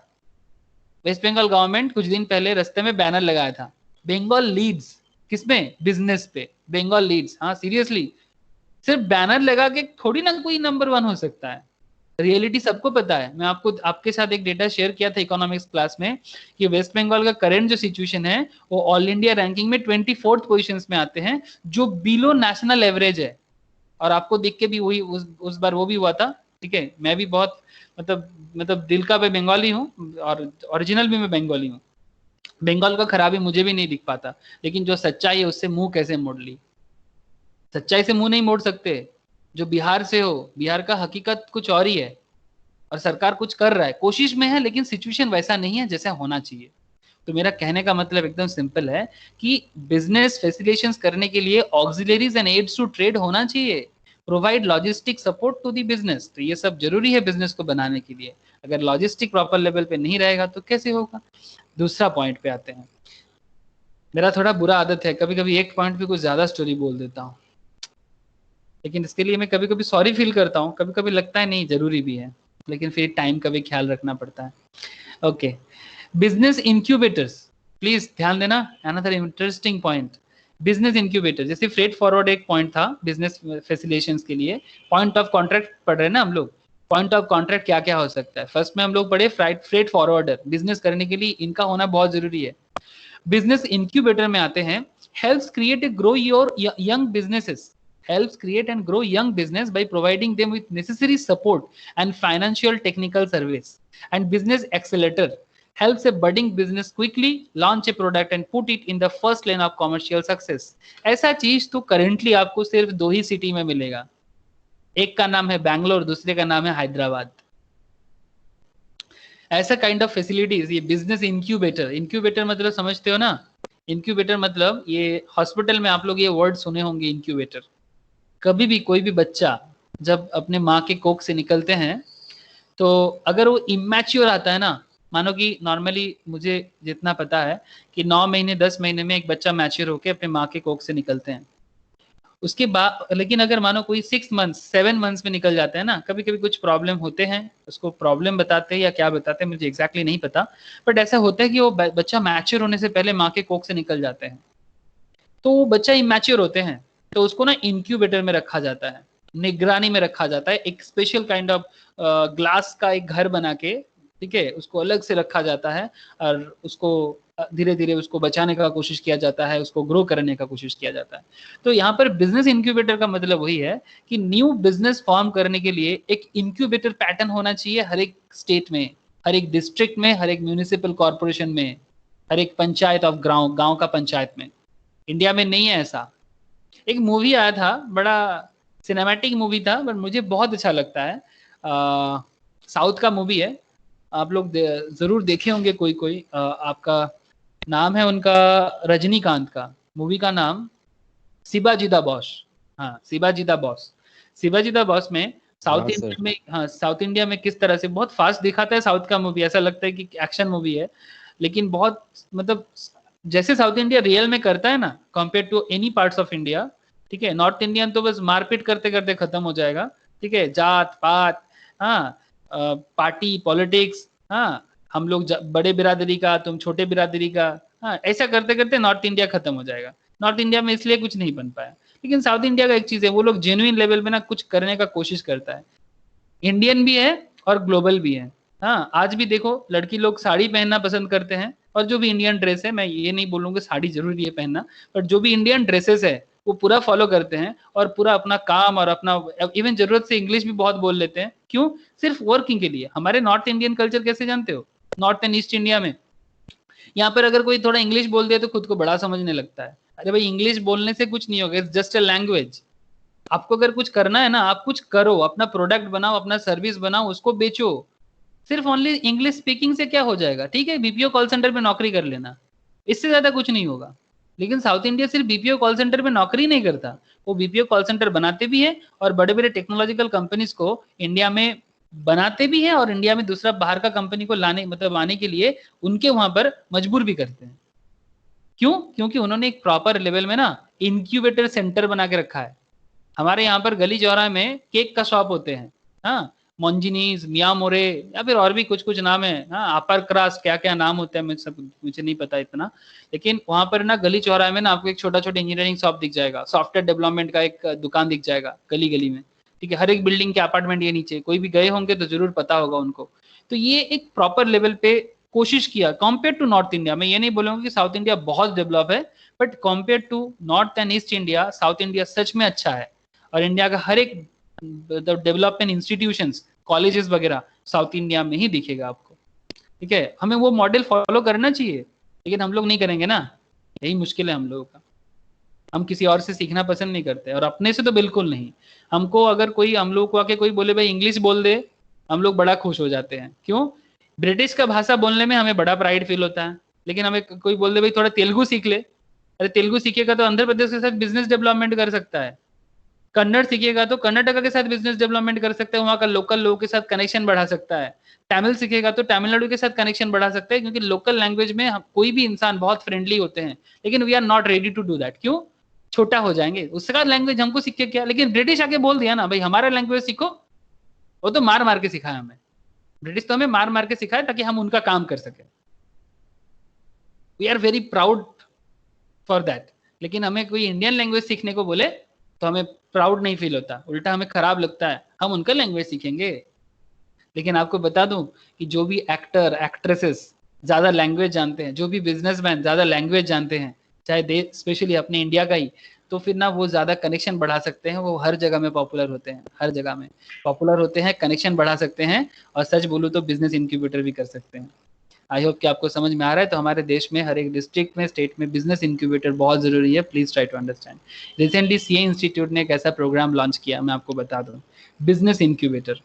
जो भी आप लोग चार्टर्ड बन रहे हो, चार्टर्ड बनने के बाद, इवन इंटर क्वालिफिकेशंस के बाद, जब आप लोग फाइनल में होंगे, अगर आपके दिमाग में कुछ स्पेशल चल रहा है, ठीक है, आप इंस्टीट्यूट में बिजनेस इंक्यूबेशन सेंटर में शेयर करते हो। ये मैं सीए इंस्टीट्यूट का बात कर रहा हूँ, ठीक है। बिजनेस इंक्यूबेशन सेंटर में अगर आप बात करोगे तो वहां पर आपका आइडिया अगर उनको अच्छा लगा, आपका प्रोजेक्ट अगर उनको अच्छा लगा, तो they will try to accelerate your business. आपको फंडिंग देने का कोशिश करेगा, और जो फंडिंग देता है ना बिजनेस में, उनको बोला जाता है वेंचर कैपिटलिस्ट। आपके लिए वेंचर कैपिटलिस्ट प्रोक्योर करेगा, मतलब मार्केट से कहीं ना कहीं से बड़े बिजनेसमैन को आपका प्रोजेक्ट को वहां पर पहुंचाने का कोशिश करेगा। अगर आपके प्रोजेक्ट में दम है, लाइक आप अगर रिसेंट लेवल में जो बिग बिग बिजनेस इंडिया में बना है, जो छोटा लेवल से बना है, लाइक फ्लिपकार्ट, पेटीएम, ठीक है, फोन पे, या फिर Zomato, Swiggy, this kind of new venture, new kind of venture, ऐसे और भी बहुत सारे हैं। मैं कुछ फेमस नाम आपके सामने ला रहा हूँ। ये सब छोटा छोटा बिजनेस ही था स्टार्टिंग में। फिर जब देखा कि इनके आइडिया पे दम है, तो इनके आइडिया पे पैसा डालना चालू हो गया, ठीक है। तो इस तरह से बिजनेस इंक्यूबेटर होते हैं। और भी बहुत सारे, ओयो रूम को आप लोग जानते हो कि ओयो जो होटल का चेन बनाया, हाँ, बहुत ही कम उम्र के एक इंसान है, ठीक है, जस्ट नियर अबाउट 30s के होंगे वो, ठीक है, रितेश अग्रवाल मोस्ट प्रॉब्ली नाम एग्जैक्टली याद नहीं आ रहा है। ओयो क्या गजब का बिजनेस बनाया, हाँ, ऐसा कोई सोच भी नहीं पाया था कि हर एक शहर में छोटा छोटा रूम को भी होटल में ट्रांसफर करके एक चेन बना के ऐप के थ्रू से, और कहीं भी जाओ तुम उसको बुक कर सकते हो, ऑन द वे में तुम जाके वो रूम बुक कर सकते हो। जो कुछ फॉरेन कंपनीज था ऐसा, ट्रिवागो बोल के एक कंपनी था जर्मन का, booking.com बोल के एक कंपनी था, मोस्ट प्रोबेबली यूएस या कहीं का। तो सिमिलर मॉडल में इंडिया में बनाया ओयो रूम, ठीक है। ऐसा और भी है, जो भी एग्जांपल्स मेरे सामने आएगा मैं आपको जरूर शेयर करूंगा। तो इस तरह से बिजनेस इंक्यूबेटर होना बहुत जरूरी है। और प्लीज आप लोग इतना पढ़ाई कर रहे हो, सीए सीए में बन रहे हो, इतना कॉमर्स का हायर लेवल ऑफ एजुकेशन ले रहे हो, please do something, please do some kind of business incubation types, जिसमें आपका नया बिजनेस बने। फिर मैं आपको बात करूंगा फाइनेंशियल कंसल्टेंट। फाइनेंशियल कंसल्टेंट तो आप ही लोग हो। फाइनेंशियल कंसल्टेंट कौन होते हैं? आप लोग ही बनोगे आगे जाके फाइनेंशियल कंसल्टेंट, और कोई नहीं इंडिया में। हाँ बोलो, कोई कुछ बोल रहा है, किसी ने कुछ कहा? Okay, financial consultant who advises the business on the various sources of finance, domestic as well as foreign, ठीक है, debt as well as equity। Financial consultant basically advice करते हैं बिजनेस को वेरियस सोर्स ऑफ फाइनेंस के लिए। एक business को बनाने के लिए फाइनेंस चाहिए होता है। फाइनेंस का मतलब मैं बता दूं, फाइनेंशियल मैनेजमेंट एक पेपर होता है, आप लोग इंटरमीडिएट में आके पढ़ोगे फाइनेंशियल मैनेजमेंट, ठीक है। इंटरमीडिएट में फाइनेंशियल मैनेजमेंट बहुत ही लेंदी एंड बहुत ही बड़ा एक पेपर है, जो शेयर मार्केट के साथ भी मैं पढ़ाता हूँ फाइनेंशियल मैनेजमेंट को। और अलग से सीए और सीएमए एनसीए सेंटर में फाइनेंशियल मैनेजमेंट का अलग पेपर होता है। फाइनेंशियल सर मैनेजमेंट 12th में ही पढ़ा है, 12th में ही पढ़ा है सर। 12th में बिजनेस स्टडीज में एक छोटा सा पार्ट था वो, पार्ट है, yes just a chapter with 10 to 12 pages, ठीक है। But this is not a financial management. आप लोग 12 में बिजनेस स्टडीज में जितना जाने हो, वो एकदम छोटा सा पार्ट है, कुछ नहीं, ठीक है। इवन फाउंडेशन में भी सीएस में दिया हुआ है फाइनेंशियल मैनेजमेंट के ऊपर, थोड़ा सा बात मैं यहाँ भी करूंगा। But financial management is huge. CA inter में एक 100 मार्क्स का पेपर है, सीए फाइनल में 100 मार्क्स का पेपर है, सीएस इंटर में एक 100 मार्क्स का पेपर है, एंड सीएमए फाइनल में भी 100 मार्क्स का पेपर है। इतना बड़ा चीज है फाइनेंशियल मैनेजमेंट, ठीक है। तभी जाके आप फाइनेंस स्पेशलिस्ट बन सकते हो, या शेयर मार्केट में अपना दबदबा बना सकते हो, ठीक है। वो सब मैं आगे आगे बताऊंगा कि कौन सा सब्जेक्ट आपको कहाँ लेके जाता है। लेकिन फिलहाल मैं आपको बिजनेस में बताता हूँ कि फाइनेंशियल कंसल्टेंट क्या करता है। Domestic as well as foreign, डेब्ट एज वेल एज इक्विटी। देखो, बिजनेस को बनाने के लिए ना हमें दो चीज चाहिए होता है। डेब्ट एंड इक्विटी का मतलब होता है, डेब्ट मतलब लोन कैपिटल एंड इक्विटी मतलब ओन कैपिटल। डेब्ट मतलब लोन कैपिटल, इक्विटी मतलब ओन कैपिटल। किसी से किसी भी तरह का बिजनेस करने के लिए आपको दो ही चीज चाहिए होता है। मैं आपको एक छोटा सा चीज दिखाता हूँ। सपोज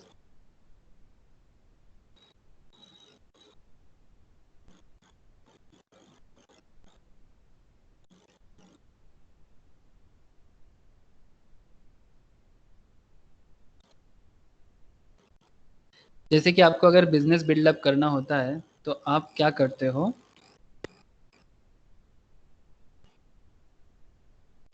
अब क्या करते हो, आपको पैसा चाहिए। सबसे पहले आपको क्या चाहिए? मनी चाहिए। दिस इज कॉल्ड जिसको हम लोग अकाउंट्स के लैंग्वेज में क्या करते हैं, कैपिटल कहते हैं। सपोज यू नीड 1 लाख, कितना चाहिए आपको? 1 लाख, ठीक है। 1 लाख रुपीज आपको मार्केट में आपको बिजनेस को डेवलप करने के लिए चाहिए। मैं फिनांस समझा रहा हूँ आपको 2 मिनट के लिए, please try to understand. 1 lakh के लिए आपको पैसा नहीं है आपके पास। आप पापा के पास गए, पापा बोले भाई तुम्हारा बिजनेस तुम देखो, मैं मोरल सपोर्ट दे सकता हूँ बट बिजनेस आपको ही करना है। तो आप ना थोड़ा अप्रोच किए, तो बैंक ने आपको 50,000 का लोन दिया। क्या दिया? 50,000 का लोन दिया बैंक ने आपको। बैंक बदले में बोला एट द रेट ऑफ 12% का उनको इंटरेस्ट चाहिए। 50,000 का 12% इंटरेस्ट देना पड़ेगा, और बाकी 50,000 जो है आपने अपने कुछ फ्रेंड से लिया। फ्रेंड्स बोला कि भाई ठीक है भाई तू बिजनेस करेगा, हम थोड़ा सा तेरे पे इस तरह के इन्वेस्टर को बोलते हैं एंजल इन्वेस्टर्स। दोस्त लोग आपका ओनर पे उतना भरोसा तो नहीं करता, लेकिन दोस्ती की खातिर दे दिया आपको। आजकल ऐसा दोस्त भी नहीं मिलता है, लेकिन फिर भी मान लेते हैं कि अगर ऐसा दोस्त किसी का है तो बड़ा लाकी है वो। तो 1 लाख पे 50,000 का किसी दोस्त ने आपको कुछ दे दिया, उधार नहीं दिया, वो आपके बिजनेस में इन्वेस्ट कर दिया। जो प्रॉफिट होगा उसका हकदार वो भी होगा, ठीक है। तो आप बदले में अपना बिजनेस का 25% शेयर होल्डिंग उसको दे दिया, ठीक है। मतलब जो भी प्रॉफिट होगा 25% उसका। बात समझ में आ रहा है? फाइनेंस का एकदम बेसिक पार्ट समझा रहा हूँ। अब 1 लाख का 50,000 आपने लोन पे लिया और 50,000 आपने, इसको कहते हैं इक्विटी, जो दोस्त से आपको मिला, या फिर आप खुद से भी अगर बिजनेस पे दिए होते आपका सेविंग से, तो भी उसको क्या कहते हैं? इक्विटी। इक्विटी मतलब ओन कैपिटल, एंड लोन मतलब डेब्ट, मतलब लोन का ही और एक नाम है डेब्ट। इसको नहीं पता प्लीज याद रख लो, लोन का और एक मतलब होता है डेब्ट। डेब्ट को हम लोग लोन कैपिटल भी कहते हैं, और लोन का मतलब आप लोग जानते हो उधारी या फिर धार बोलते हैं हम लोग बंगाली में, ठीक है। हिंदी में उधारी बोलते हो और बंगाली में हम लोग बोलते हैं धार। डेब्ट या लोन कैपिटल। तो own capital and loan capital दोनों मिला के आपका कितना हो गया? 1 लाख। अब 12% आपको तो देना ही पड़ेगा, ये आपका रिस्क है, क्योंकि दोस्त आपका बात सुन सकता है। अगर आपने प्रॉफिट नहीं कर पाया बिजनेस से, तो दोस्त आपको कुछ नहीं बोलेगा, लेकिन ये 12% तो आपको देना ही पड़ेगा। दैट मीन्स 50,000 का 12%, दैट इज 6,000 का जो रिस्क है आपका, वो आपको बैंक को देना ही पड़ेगा। नहीं तो बैंक आपका बिजनेस उठा के लेके जाएगा, लीगल नोटिस आएगा, गुडविल पे बात आ सकता है। सॉरी, मैं यहाँ पर गलती से 60,000 कर दिया। तो 6,000 का आपका लोन कैपिटल है, तो लोन कैपिटल आपको देना ही पड़ेगा। ये जो इंटरेस्ट है यू हैव टू पे दिस, बट ये आपको पे करना जरूरी नहीं है। लेकिन अगर आज आप अपने फ्रेंड को प्रॉफिट करके नहीं दिखा पाए, ठीक है, तो कल अगर बिजनेस पे और पैसा चाहिए, ऐसा तो नहीं ना कि 1 लाख पे आपका बिजनेस बन जाएगा, कल अगर फिर से चाहिए होगा ना, तो नॉट ओनली फ्रेंड तो एंजल इन्वेस्टर्स है। अगर आपका बिजनेस ग्रो करेगा तो फिर VC आएगा। VC कौन होते हैं जानते हो? Venture capitalist. VC का मतलब होता है वेंचर कैपिटलिस्ट, जो थोड़ा बड़े लेवल पे बिजनेस में इन्वेस्ट करते हैं, करोड़ों लेवल पे इन्वेस्ट करते हैं। तो लेकिन अगर आप अपने फ्रेंड का ही पैसा नहीं दे पाए, तो वेंचर कैपिटलिस्ट आप पे कैसे भरोसा करेगा? बिजनेस को ग्रो करके दिखाना पड़ेगा, एंड अपने फ्रेंड को भी अपना शेयर का हिस्सा देना पड़ेगा। तब जाके VC आके बोलेगा कि भाई I want to invest 1 crore in your business, how much you want to share your share membership. मतलब अगर वो 1 करोड़ देगा तो बदले में आप VC को 10% दे दिए, तो आपका बिजनेस का वैल्यूएशन 1 करोड़ से बढ़ के ना 1 करोड़ 1 लाख से भी ज्यादा हो जाएगा। अगर आप 1 करोड़ के बदले 10% देते हो अपने फ्रेंड को, ठीक है, सॉरी वो वेंचर कैपिटलिस्ट को, तो आपका बिजनेस का वैल्यूएशन करीब 10% का वैल्यू 1 करोड़ है, तो 100% का वैल्यू करो, you will get to know, ठीक है। 1 करोड़ पे बदले VC को आपने 10% शेयर होल्डिंग दे, 10% share holding to VC 1 crore के बदले। मेरे पास ना भी माउस है, इसलिए थोड़ा आपको लिखने में समझ दिक्कत हो रहा है। मैं ऑलरेडी राइटिंग पैड मेरे पास आ गया, आई होप कि नेक्स्ट क्लास से हम लोग उसको इंस्टॉल करके पढ़ सकते हैं। तो आज थोड़ा माउस से ही आप समझने की कोशिश करो। 1 करोड़ के बदले आपने क्या किया? सॉरी, 1 करोड़ के बदले आपने उसको 10% शेयर होल्डिंग दिया, तो आपका टोटल शेयर होल्डिंग बहुत ज्यादा हो गया, क्योंकि 1 करोड़ का परसेंटेज अगर 10% है तो 100% का वैल्यूएशन करके देखो बहुत होगा, ठीक है। तो इस तरह से पूरा का पूरा फाइनेंशियल पैटर्न चलता है। ये बस एक झलक था आपके लिए। बेसिकली फाइनेंस को अगर हम सिंपल लैंग्वेज में बोले ना, तो फाइनेंस का मतलब होता है प्रोक्योरमेंट ऑफ फंड, एंड और सिर्फ फिनांस से तो बात नहीं बनेगा, you have to invest in your business, this is also called deployment of fund. जहां से आप पैसा जुगाड़ करते हो ना, फिनांसिंग, फिनांस को कहते हैं प्रोक्योरमेंट, एंड जहां इन्वेस्ट करते हो उसको कहते हैं इन डिप्लॉयमेंट। ठीक है, तो देखो यहाँ पर यही बोला, तो एज ए फाइनेंशियल कंसल्टेंट, जैसे कि as a chartered, as a CS, as a CMA, as a financial consultant of any organisation, as a financial advisor of any organisation, आपको क्या करना है? आपको कोई भी बिजनेसमैन आपके पास आके अगर हेल्प मांगे तो आपको देखना पड़ेगा कि उसको कहाँ से लोन लेने में सुविधा होगा, उसको इक्विटी इशू करने में सुविधा होगा। ये सब फाइनेंशियल मैनेजमेंट में सिखाया जाता है, जिसका मजा आप इंटरमीडिएट में आके आपको डिटेल्स में मिलेगा, या फिर जो शेयर मार्केट का पढ़ाई कर रहा है उसको भी मिलेगा सिमिलर लेवल पे। It mobilizes its requirements to, it may be noted that merchant bankers, who is this merchant bankers? Merchant bankers मतलब या फिर फाइनेंशियल कंसल्टेंट। मार्चेंट बैंकर्स वो होते हैं जो कोई भी कंपनी का मार्केट का शेयर, मानो कि किसी कंपनी को थोड़ा लेवल का बात हो रहा है, please try to connect with me, ठीक है, मैं कोशिश कर रहा हूँ, आई होप कि मैं समझा पा रहा हूँ, ठीक है, इतना कॉन्फिडेंस मुझे लगता है, तो आपको भी आई होप कि समझ में आ रहा है। मार्चेंट बैंकर्स वो होते हैं जो बिजनेस के लिए पैसा जुगाड़ करके देते हैं। मैं आपको एग्जांपल लेता हूँ, जस्ट अ मिनट। रिसेंटली कोई कंपनी बड़ा टाइप का डील ले आता है वही ना? जी जी, बड़ा टाइप का डील नहीं सर, इसको अकाउंट्स में बोलते हैं अंडर राइटर, और फिनेंस में बोलते हैं मार्चेंट बैंकर। ठीक है, कोई भी इन्वेस्टमेंट कंपनी बैंकर, जब इन्वेस्टमेंट बैंकर इज ऑल्सो, जो भी कंपनी फर्स्ट टाइम मार्केट में आते हैं, वो फर्स्ट टाइम जब मार्केट में आता है ना, तो उसका जो भी मनी होता है ना, वो मार्चेंट बैंकर ही उसको मार्केट से उठा के देते हैं। मैं अगर कोई एडवर्टीजमेंट मुझे मिल जाए तो बहुत अच्छा रहेगा, एक सेकेंड, रिसेंट आईपीओ अगर मुझे मिल जाए तो बहुत अच्छा रहेगा।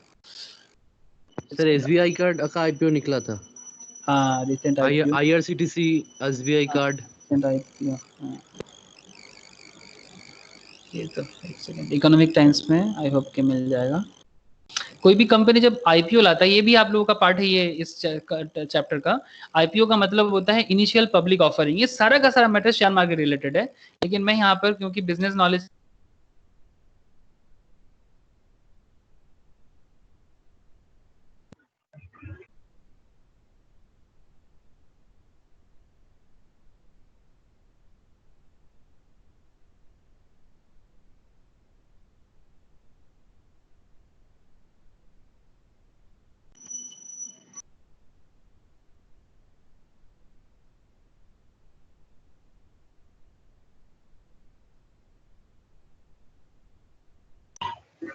हेलो सर, फिर चलेगा क्या? सर का कनेक्शन चला गया लगता है शायद। चौथा बार या पांचवा बार?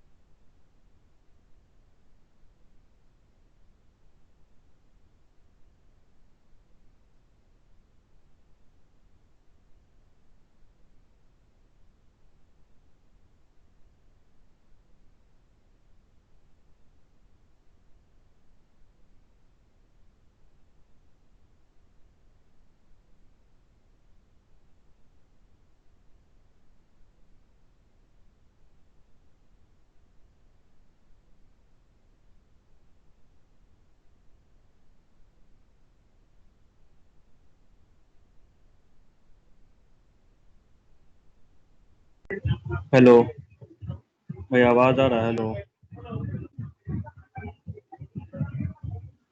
हाँ आ रहा है, आ रहा है।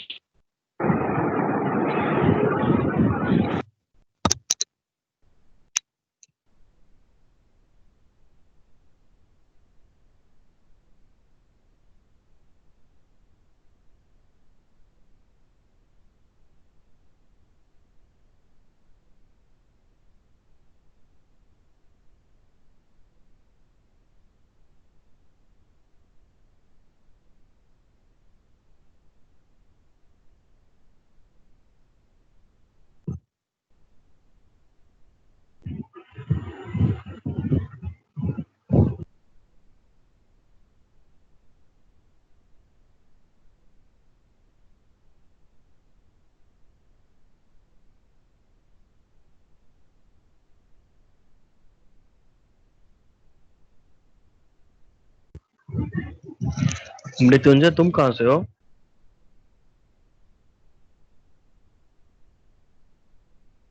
मैं तो कोलकाता। तुम्हारे साइड नेट ठीक है, मतलब इशू नहीं है वहाँ पे? हमारे साइड हुआ था, लेकिन अभी कुछ दिन हुआ ठीक हो गया है। सर का वहाँ बहुत नेट इशू हो रहा है।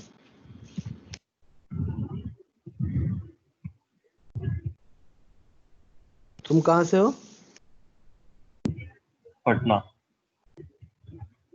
ओ हाँ, कल तुम बीकॉम कर रहे हो ना? मेरा अभी क्या? हायर सेकेंडरी का एग्जाम हुआ 12th का, और सीएस का पढ़ाई। अच्छा, मतलब तुम एचएस दोगे और सीएस कर रहे हो अभी? नहीं नहीं, एचएस दे दिए, 12th का दे एग्जाम दे दिया, दिए, अच्छा। और सीएस करेंगे।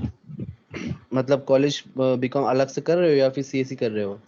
नहीं नहीं, बीकॉम भी करेंगे, कोई भी रेगुलर कॉलेज लेकर के बीकॉम करेंगे साथ में। अच्छा अच्छा।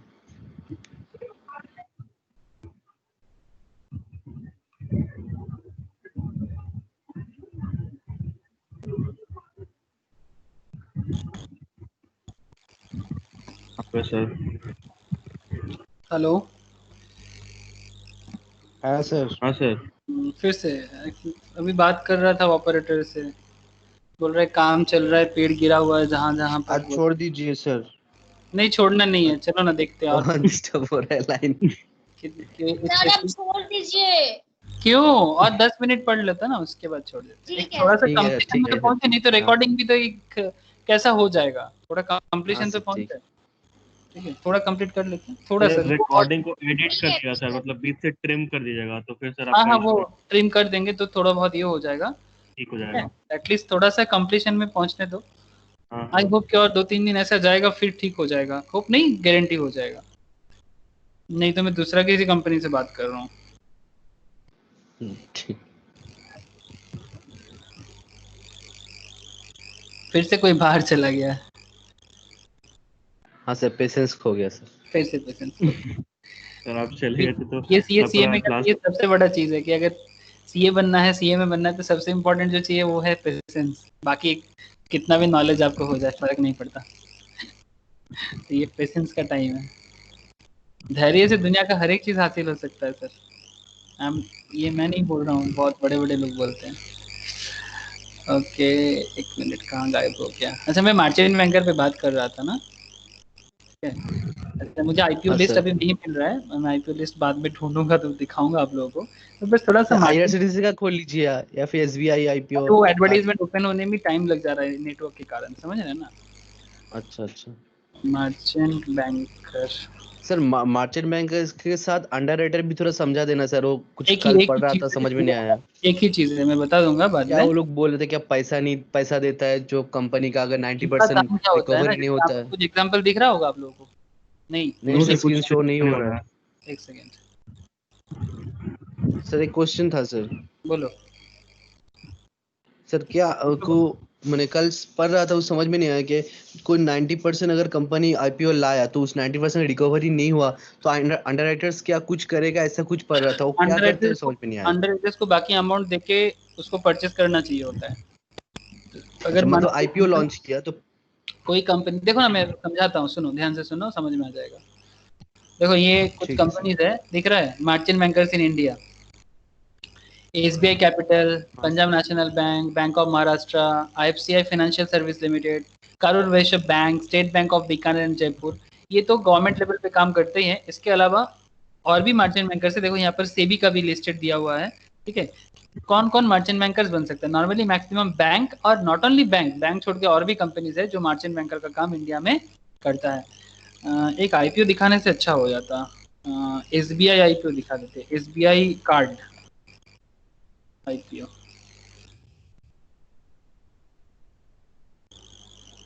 सर एलआईसी का दिखा दीजिए, क्योंकि वो अभी लिस्टिंग नहीं हुआ तो शायद हो जाएगा अच्छे से। एक सेकंड, तो फिर एलआईसी का दिखा देते हैं, LICI IPO advertisement.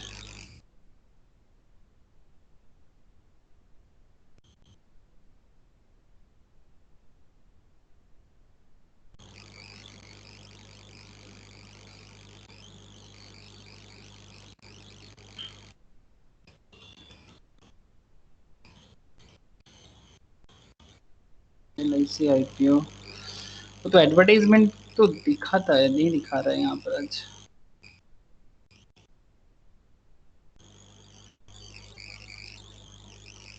IRCTC sir.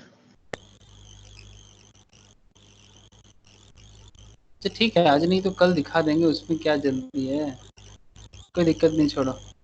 Centre starts process to sell partial stake in LIC, approvals being lined up, ठीक है, ये सब तो अभी जरूरी नहीं है। अच्छा ठीक है, छोड़ो, मैं बाद में बताता हूँ। बेसिकली मर्चेंट बैंकर क्या करते हैं, मैं सारा का सारा डिस्कशन कर लूंगा दूसरे क्लास में। आज एक टॉपिक को कंप्लीशन देते हैं, नहीं तो फिर से कब नेटवर्क चला जाएगा, मुश्किल हो जाएगा। बस अभी इतना ध्यान रखो कि मर्चेंट बैंकर या क्या बोलते हैं, अंडरराइटर्स, ठीक है, ये जो होते हैं ना, इनका मेन फंक्शंस होते हैं कि कोई भी कंपनी जब मार्केट में आना चाहता है ना, जैसे कि अभी बात हो रहा था हम लोगों के बीच में कि SBI IPO, SBI card IPO, LICI, basic story यही है कि जब भी कोई कंपनी मार्केट में आना चाहेगा, वो कंपनी मार्केट से मानो कि 1,000 करोड़ उठाना चाहता है, 2,000 करोड़ उठाना चाहता है, 1,00,000 करोड़ भी उठाना चाहता है, मतलब they need to issue money from the public.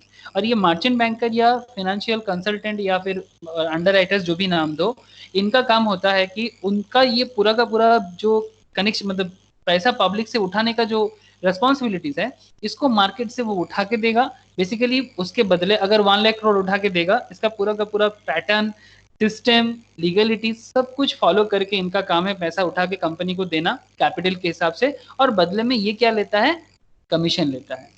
Normally बोला जाता है कि अगर जब कोई कंपनी मार्केट में आता है, अगर उसका 90% इशू नहीं हो पाता है तो वो लिस्टेड नहीं होता। मतलब अगर मानो कि अगर कंपनी को 1,00,000 करोड़ चाहिए, तो उसका जितना होता है 90%, वो 90% अगर इशू नहीं हो पाता है तो कंपनी लिस्टेड नहीं हो पाएगा। तो in that case merchant banker का लॉस भी हो सकता है कि मर्चेंट बैंकर को तो अपने जेब से देना पड़े, ठीक है। ऐसा इश्यूज नॉर्मली होता है, आगे मैं इसके बारे में डिटेल्स में और चर्चा कर लेंगे, ठीक है। लेकिन फिलहाल मर्चेंट बैंकर के बारे में इतना ही जानो। Financial consultant are not themselves the financing institutions, the auxiliaries और एड्स टू ट्रेड, ठीक है। मतलब ये सिर्फ फाइनेंसिंग इंस्टीट्यूशंस नहीं होते हैं, बट ये बिजनेस के लिए एक ऑक्सिलरीज और एड्स टू ट्रेड होते हैं। मतलब बिजनेस को बनाने के लिए इनका हेल्प, चार्टर्ड का हेल्प, CFA का हेल्प, NISM भी बोल के एक चीज होते हैं, national institute of security market, SEBI का इंस्टीट्यूशनल्स एक प्रोफेशनल्स होते हैं, इनका हेल्प, CS का हेल्प। जैसे इतना देर से मैं जो बात कर रहा था, जैसे आईपीओ के बारे में बात कर रहा था, ये आईपीओ जो भी आता है ना, इसका जो भी लीगल डॉक्यूमेंटेशन होता है, ये कौन करता है जानते हो? कंपनी सेक्रेटरी करते हैं। पूरा का पूरा कंपनी सेक्रेटरी का ही काम होता है। मुझे आज नहीं मिल रहा है नेट का प्रॉब्लम के कारण, मैं जब मिलेगा मैं आपको शो करूंगा कि किस तरह से। नेक्स्ट क्लास में प्लीज मुझे इसी क्लास में मुझे याद दिलाना कि सर आईपीओ दिखाने का बात किए थे, आईपीओ दिखाइए, तो उसके नीचे ना कंपनी सेक्रेटरी का साइन होता है। ये पूरा का पूरा कंपनी मार्केट से किस तरह से पैसा उठाएगा, उसका कौन कौन क्या डॉक्यूमेंटेशन है, क्या लीगलिटीज है, पूरा का पूरा फॉर्मेशन करना, उसको बोलते हैं ड्राफ्टिंग करना। पूरा ड्राफ्टिंग का काम कंपनी सेक्रेटरी करते हैं। इस कंपनी सेक्रेटरी का एक बहुत ही उम्दा काम है। ठीक है, आप लोग आगे आपको पता चले कि आपको क्या बनना है, आगे क्या कर सकते हो आप। Merchandiser who help the business, for example fashion house obtain it's supplies, जैसे कि फैब्रिक्स चाहिए उनको, एक्सेसरीज चाहिए। ठीक है, ये आपको गुजरात में जाने से पता चलेगा। गुजरात में, सूरत में, वहाँ पर बहुत ज्यादा फैशन हाउस है। कोलकाता में भी है, बट गुजरात में एक बहुत बड़ा कल्चर बना के रखा है। बंगाल में भी इसका कल्चर है, कपड़ा का बुटीक का जो काम होता है ना, बुटीक स्पेशली वो क्या बोलते हैं उसको, थ्रेड को जो कपड़ा के अंदर थ्रेड के साथ में एक पिन अप किया जाता है। मुझे एग्जैक्टली वो लैंग्वेज अभी याद नहीं आ रहा है, उसके लिए बंगाल माहिर है। लेकिन बंगाल में मेनली लेबर पाया जाता है तो वो काम करने के लिए फ्रॉम द मुगल एरा। ठीक है, बट मैक्सिमम बिजनेस हाउस है गुजरात या मुंबई में। तो पॉइंट ही है कि the term business facilitator is formally defined in the financial sector as intermediaries performing a host of functions linking to banks, financial institution and their potential client. ठीक है, यहाँ पर एक चीज दिया हुआ है, concept elaboration. Business facilitator in financial sectors में कौन कौन आ सकता है, सच एज एनजीओस है, फार्मर्स है, क्लब्स है, कोऑपरेटिव्स है। कोऑपरेटिव्स इन द सेंस सबसे फेमस एग्जांपल है कोऑपरेटिव का Amul, Amul the taste of India, ये कोऑपरेटिव है। आपको बता दूं कि अमूल का जो बिजनेस फॉर्मेशन हुआ था, इसके ऊपर एक अलग ही स्टोरी है। स्टोरी तो दूसरे दिन बताएंगे, बट इतना जान के रखो अभी कि कोऑपरेटिव के हिसाब से अमूल बेस्ट एग्जांपल माना जाता है और बहुत ही प्रॉफिटेबल एक कोऑपरेटिव है। अमूल कोई कंपनी नहीं है। कम्युनिटी बेस्ड ऑर्गेनाइजेशंस भी है। आईटी एनेबल रूरल आउटलेट्स, गांव साइड में आईटी एनेबल आउटलेट्स, ये नॉर्दर्न पार्ट में उतना नहीं, नॉर्थ एंड ईस्टर्न में, बट ये साउथ में दिखता है। कॉर्पोरेट एंटिटीज, ऑब्वियसली कंपनी के बारे में बात चल रहा है। विलेज नॉलेज, गांव साइड में नॉलेज डेवलप करना होगा, आप लोगों को करना चाहिए। मैं कोशिश करूंगा, मुझे भी बहुत इच्छा है कि गांव साइड, गांव में जाके फाइनेंशियल नॉलेज डेवलप करे। ठीक है, वहां पर जाके लोगों को बिजनेस के बारे में बताए, लोग वहां पर डेवलपमेंट करें। ठीक है, फार्मर्स के लिए अलग, फाइनेंशियल डेवलपमेंट के लिए अलग अलग अलग बहुत काम है। Agri clinics, agri business centres, Krishi Vigyan Kendra and individual like insurance agents, retired bank employees, teachers etcetera providing facilitation service. Such service में इंक्लूड आइडेंटिफिकेशन ऑफ बोरोवर, कहाँ से लोन मिलेगा, collection of preliminary processing of loan application including verification. गांव का लोग उतना पढ़ा लिखा नहीं है, they need to be educated, they have to be educated. और इसमें हम लोग बहुत बड़ा काम कर सकते हैं, क्योंकि उनको अगर ये पता चले तो बहुत कुछ हो सकता है। क्योंकि गांव में ना लोगों को बहुत कुछ पता है। जैसे कि मैं आपको बता दूं कि ये रिसेंटली शहर से, हर एक सिटी से, अभी कल ही मेरा एक रांची में मेरा एक मौसी है, तो मौसी के साथ बात हो रहा था, तो उन लोगों का एक बड़ा ग्रोसरी दुकान है, तो बोल रहा था कि कल सारा दिन में ना बॉन ही नहीं हुआ। मतलब एक होता है ना कि पहला जो सेल होना चाहिए था हुआ नहीं। क्यों? मुश्किल ये कि क्योंकि एक तो रीजन है कि सिटी में एक लोग भी नहीं आया, मतलब ये इतना दिन में कभी नहीं हुआ। मुश्किल ये हो गया कि एक तो लॉकडाउन चल रहा है, दूसरा कारण जो भी दूसरा लोग जो दूसरे सिटी से आके वहां पर रहता था, उनके कारण बहुत सेल होता था। अब ये जो लोग दूसरे स्टेट का है वो अपने स्टेट में वापस चला गया, तो हर एक सिटी में जो एक्स्ट्रा कस्टमर का लॉस होगा। मतलब मैं यही कहने का कोशिश कर रहा हूँ कि शहर में बहुत लोगों ना रेंट में काम चलता है। शहर में बहुत लोगों ना एक्सेस लोग जो गांव से आके शहर में अपना जिंदगी गुजारा करते हैं, उनके कारण शहर का बिजनेस डेवलप होता है। मतलब और एक स्पेसिफिक बात कि शहर में लोगों का जो लग्जरी है ना, ये लग्जरी गांव के लोगों पे टिका हुआ है। शहर का हर एक चीज गांव पे टिका हुआ है। शहर में मतलब लोग खाना तभी खा पाएंगे जब गांव में लोग एग्रीकल्चर कर पाएगा। जब गांव में कैटल फीड्स बने, कैटल का दूध बनेगा, तब जाके शहर में लोग अमूल दूध पी सकता है। तो जैसे एग्रीकल्चर वगैरह से पूरा का पूरा गांव के ऊपर डिपेंडेंट है, सेम टू सेम लेवल पे शहर का लोग गांव के लोगों के ऊपर अपना फाइनेंशियली भी डिपेंडेंट है। क्योंकि यहाँ का लोगों का जो रेंट है, मैं जिस एरिया में रहता हूँ 90% लोगों का इनकम रेंट से चलता है, और ये लोग वापस जा रहा है। मेरे घर में जो पानी डिस्ट्रीब्यूट करता है, बांकुड़ा बोल के एक डिस्ट्रिक्ट है, वहां से है। आज ही मुझे बोल के गया कि वो नहीं रहेगा अभी कोलकाता में और वो गांव चला जा रहा है, बहुत रिस्क बढ़ रहा है, उनका कहना है। सही बोल रहा है वो, और उनको घर घर जाके पानी देना पड़ता है, लेकिन बहुत अच्छा कमा लेता था। तो बोला लेकिन जान ज्यादा प्यारा है, पैसा नहीं, तो वो जा रहा है। तो ऐसा और भी हजारों लाखों लोग हैं, वो लोग भी जा रहे हैं। तो अगर ऐसा करके सब कोई चला जाएगा तो ऑटोमेटिकली जो एक्स्ट्रा जो सेल है शहर का, मतलब शहर का लोगों का जो लग्जरी है ना, वो लग्जरी तो जाएगा। इसका मतलब मैं यही कहने का कोशिश कर रहा हूँ, I am not against city, मैं भी सिटी में रहता हूँ, मेरा जन्म गांव में जरूर हुआ है, लेकिन सिटी में ही मैं अपना जिंदगी का गुजारा करता हूँ और यहीं पर मेरा वर्किंग लाइफ चालू हुआ है। लेकिन एक चीज हम लोगों को समझना पड़ेगा कि गांव में लोगों के पास जो आदतें हैं, गांव का लोगों के पास जो नॉलेज है, वो नॉलेज को अगर हम लोग थोड़ा सा फैब्रिकेटेड कर दिया ना, थोड़ा सा उस पर पॉलिश डाल दिया, तो वो लोग ना कुछ भी कर सकता है, कुछ भी, बस कुछ करने का इच्छा होना चाहिए। Processing and submission of application to NABARD financial service limited, जो मैं आपको पहले ही बोला था। एंड लास्ट ये पॉइंट देखो, promotion and nurturing self help group और जॉइंट लाइबिलिटी ग्रुप, ये एक होता है सेल्फ हेल्प ग्रुप और जॉइंट लाइबिलिटी ग्रुप। ये आप लोग बंधन माइक्रो फाइनेंस का नाम सुने हो, उज्जीवन फाइनेंस? हाँ सर, हाँ एनबीएफसी है तो सर। हाँ एनबीएफसी है, बट ये सेल्फ हेल्प ग्रुप के थ्रू से है। जॉइंट एक बंधन बैंक भी है, लेकिन मैं बैंक के बारे में बात नहीं कर रहा हूँ, माइक्रो फाइनेंस के बारे में बात कर रहा हूँ। बंधन माइक्रो फाइनेंस में आपको बाद में दिखाऊंगा।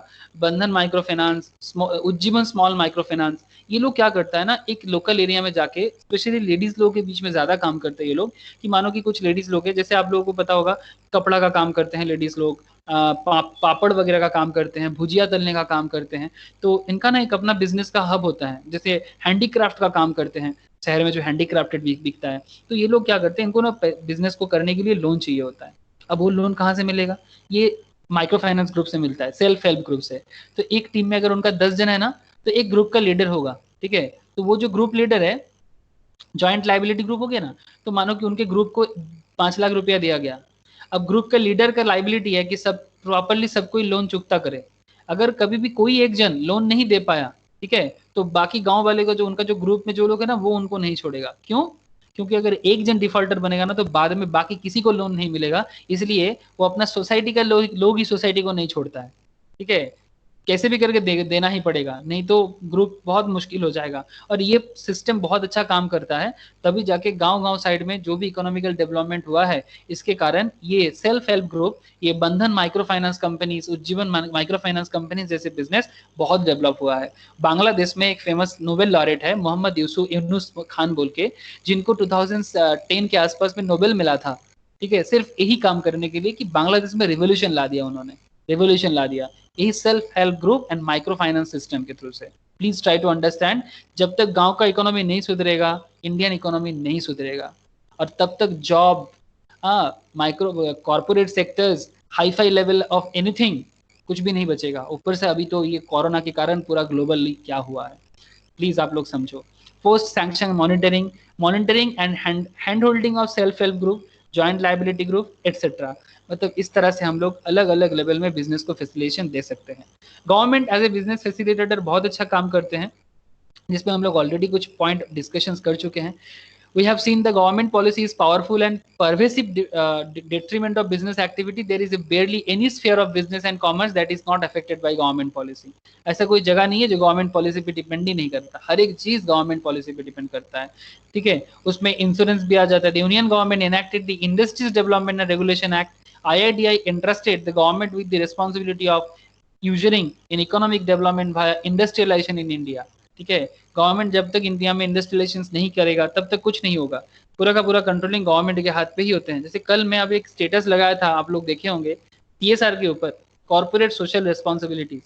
कॉर्पोरेट सोशल रिस्पॉन्सिबिलिटीज हर एक कंपनी को देना पड़ता है। यहाँ पर इसके बारे में डिस्कशंस करेंगे, अभी दिख नहीं रहा है मुझे।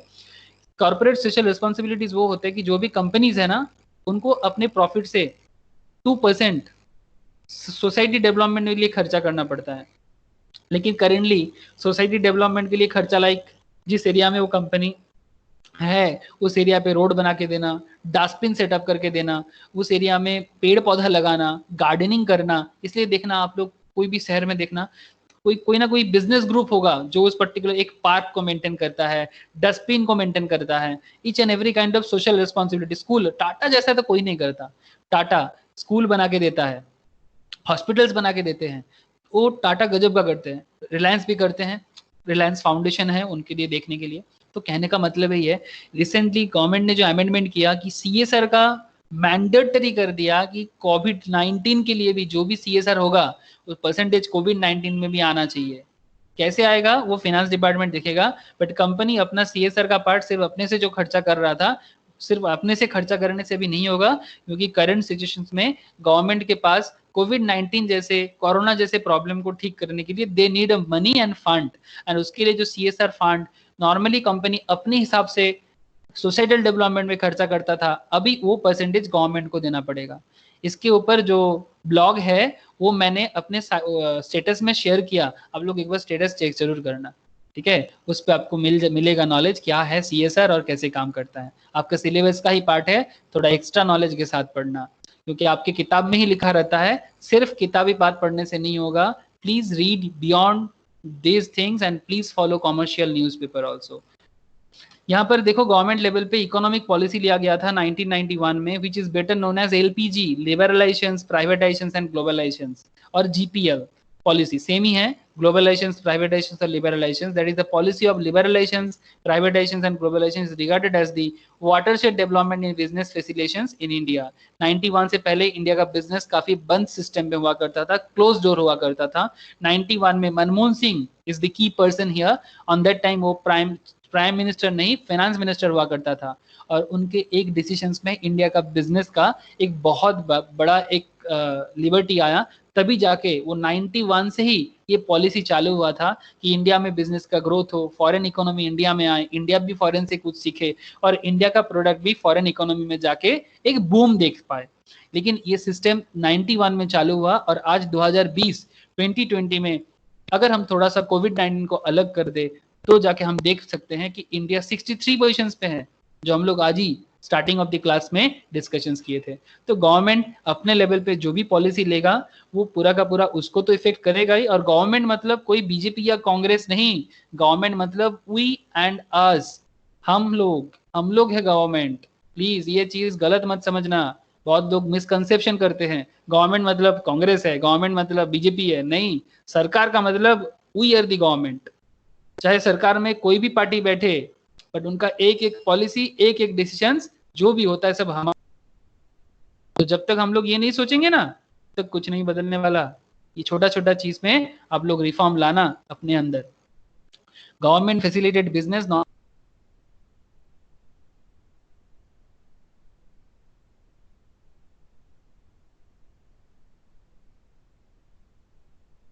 in this chapter our focus is on the institutions. Okay, chapter ये पॉलिसीज के बारे में डिटेल्स में और चर्चा करेंगे। आज मैं इतना ही रखूंगा, नेक्स्ट क्लास में मैं फंडिंग इंस्टीट्यूशंस के बारे में या नॉन फंडिंग के बारे में बात करूंगा, जैसे कि RBI, सेबी, इन सब के बारे में डिटेल्स में चर्चा करेंगे, बड़ा मजा आएगा तब और भी। तो मैं आप लोगों के सामने आ रहा हूँ, ठीक है, आप लोगों के सामने मैं आ रहा हूँ, अगर किसी को कुछ भी सवाल है आप लोग कर सकते हो। आज जो भी टॉपिक डिस्कशंस किए मेरा एक क्वेश्चन है सर। बोलो।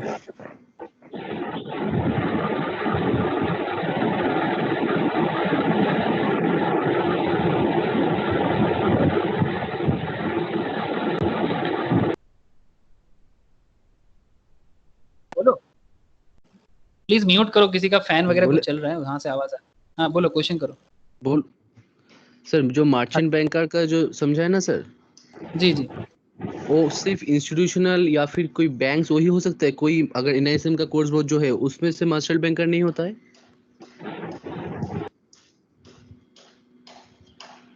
Hello hello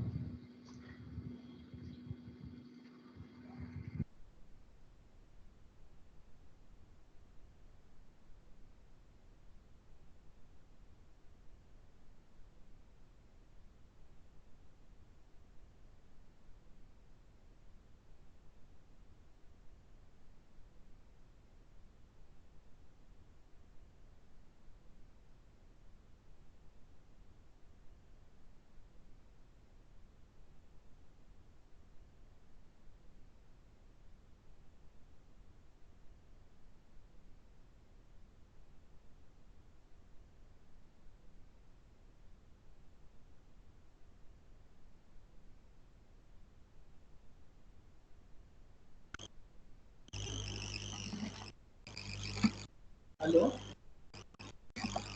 hello. हाँ हाँ बोलो। हाँ सर, जो मर्चेंट बैंकर का जो बोले ना सर कि इंस्टीट्यूशनल या फिर कोई बैंक से मर्चेंट बैंकर होता है, तो कोई इंसान खुद मर्चेंट बैंकर नहीं हो सकता जो कोर्स? कोई इंसान खुद मर्चेंट बैंकर नहीं हो सकता एज ए तो सर ये जो कोर्स होता है, हाँ, ये जो एनआईएसएम का जो कोर्स होता है मार्चेंट उससे सर बैंकर का क्या होता कोर्स करके आप as a merchant banker job कर सकते हो, किसी कंपनी के है? साथ जोड़ सकते हो। अच्छा अच्छा, वो जॉब के लिए होता है? हाँ ऑब्वियसली, मतलब आप एक प्रोफेशनल बन सकते हो। ठीक अच्छा है, अच्छा, मतलब आप वो काम में आता है? खुद का कंपनी भी बिल्डअप कर सकते हो कि आप किसी बिजनेस हाँ को वो, लिए पैसा उठा के देते हो, तो आप अपना मार्चेंट बैंकिंग का टीम भी बना सकते हो, वो भी अलाउड है।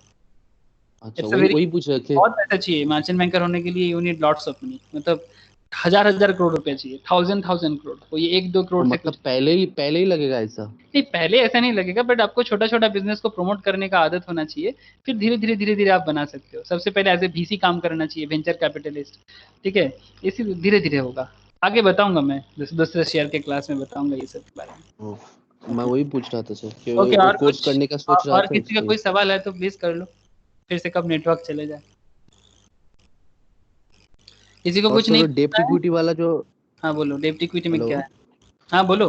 हाँ सर डेप्ट इक्विटी में एक आपने बोला ना कि जो अगर खुद से कोई देगा मनी तो वो इक्विटी में होगा, तो मतलब मैं अपना मनी दूंगा वो भी इक्विटी में काउंट जी जी होगा? जी जी, जो भी आपका खुद का चीज इक्विटी होता है। इक्विटी का मतलब ही होता अच्छा है, इक्विटी का मतलब ही होता है ओन कैपिटल। अच्छा, वो तो ओन ओनरशिप हुआ कैपिटल ना सर? मतलब, हाँ हाँ, कि अगर कोई और भी आपको देना तो वो भी हाँ, आपका ही है, मतलब वो बिजनेस का है बेसिकली।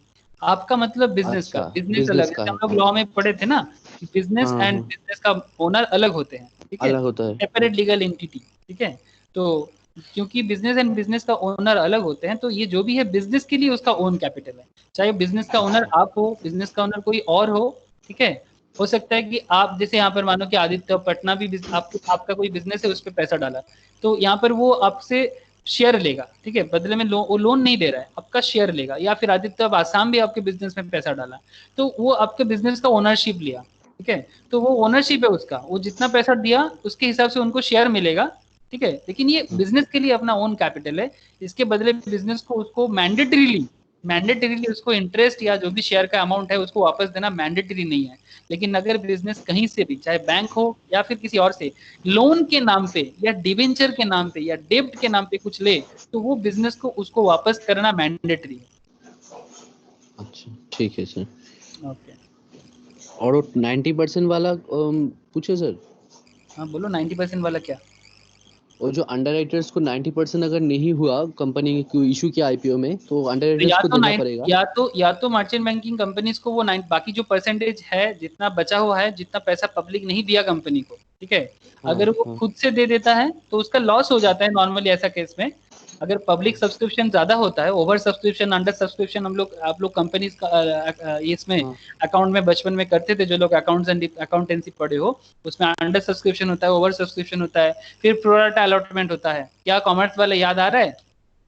सर यस सर पढ़े हैं। हाँ जी, तो वही इसी के बारे में ये बात कर रहा है। अगर कोई कंपनी मार्केट में अपना शेयर को इशू किया, तो जैसे ही कंपनी अपना शेयर को इशू करता है, तो अगर वो पब्लिक अगर मैक्सिमम इशू को ले लेता है, अगर जितना बोला हुआ था उससे मैक्सिमम इशू कर लेता है, तो उसको बोलते हैं ओवर सब्सक्रिप्शन। वो और सब्सक्रिप्शन। ओवर सब्सक्रिप्शन में अच्छा होता है शेयर होल्डर के लिए कि शेयर का दाम बढ़ता है और ज्यादा अच्छा प्रॉफिट हो जाता है, बाद में शेयर का वैल्यू इंक्रीमेंट हो जाता है।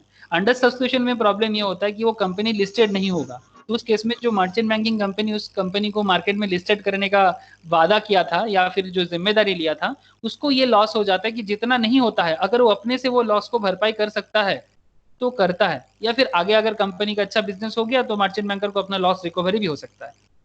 ठीक है, लेकिन अगर वो नहीं कर पाया तो कंपनी लिस्टेड नहीं हो पाएगा, तो यही खराबी है और मर्चेंट बैंकर का लॉस है। जैसे ये लोग कमाते भी हैं हजार करोड़ में, लॉस भी होता है हजार करोड़ में। अच्छा any other question from any other person?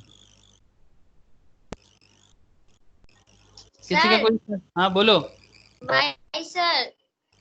हाँ बाय बोल रहे हो? Yes sir. ओके बाय, कोई बात नहीं, जाओ।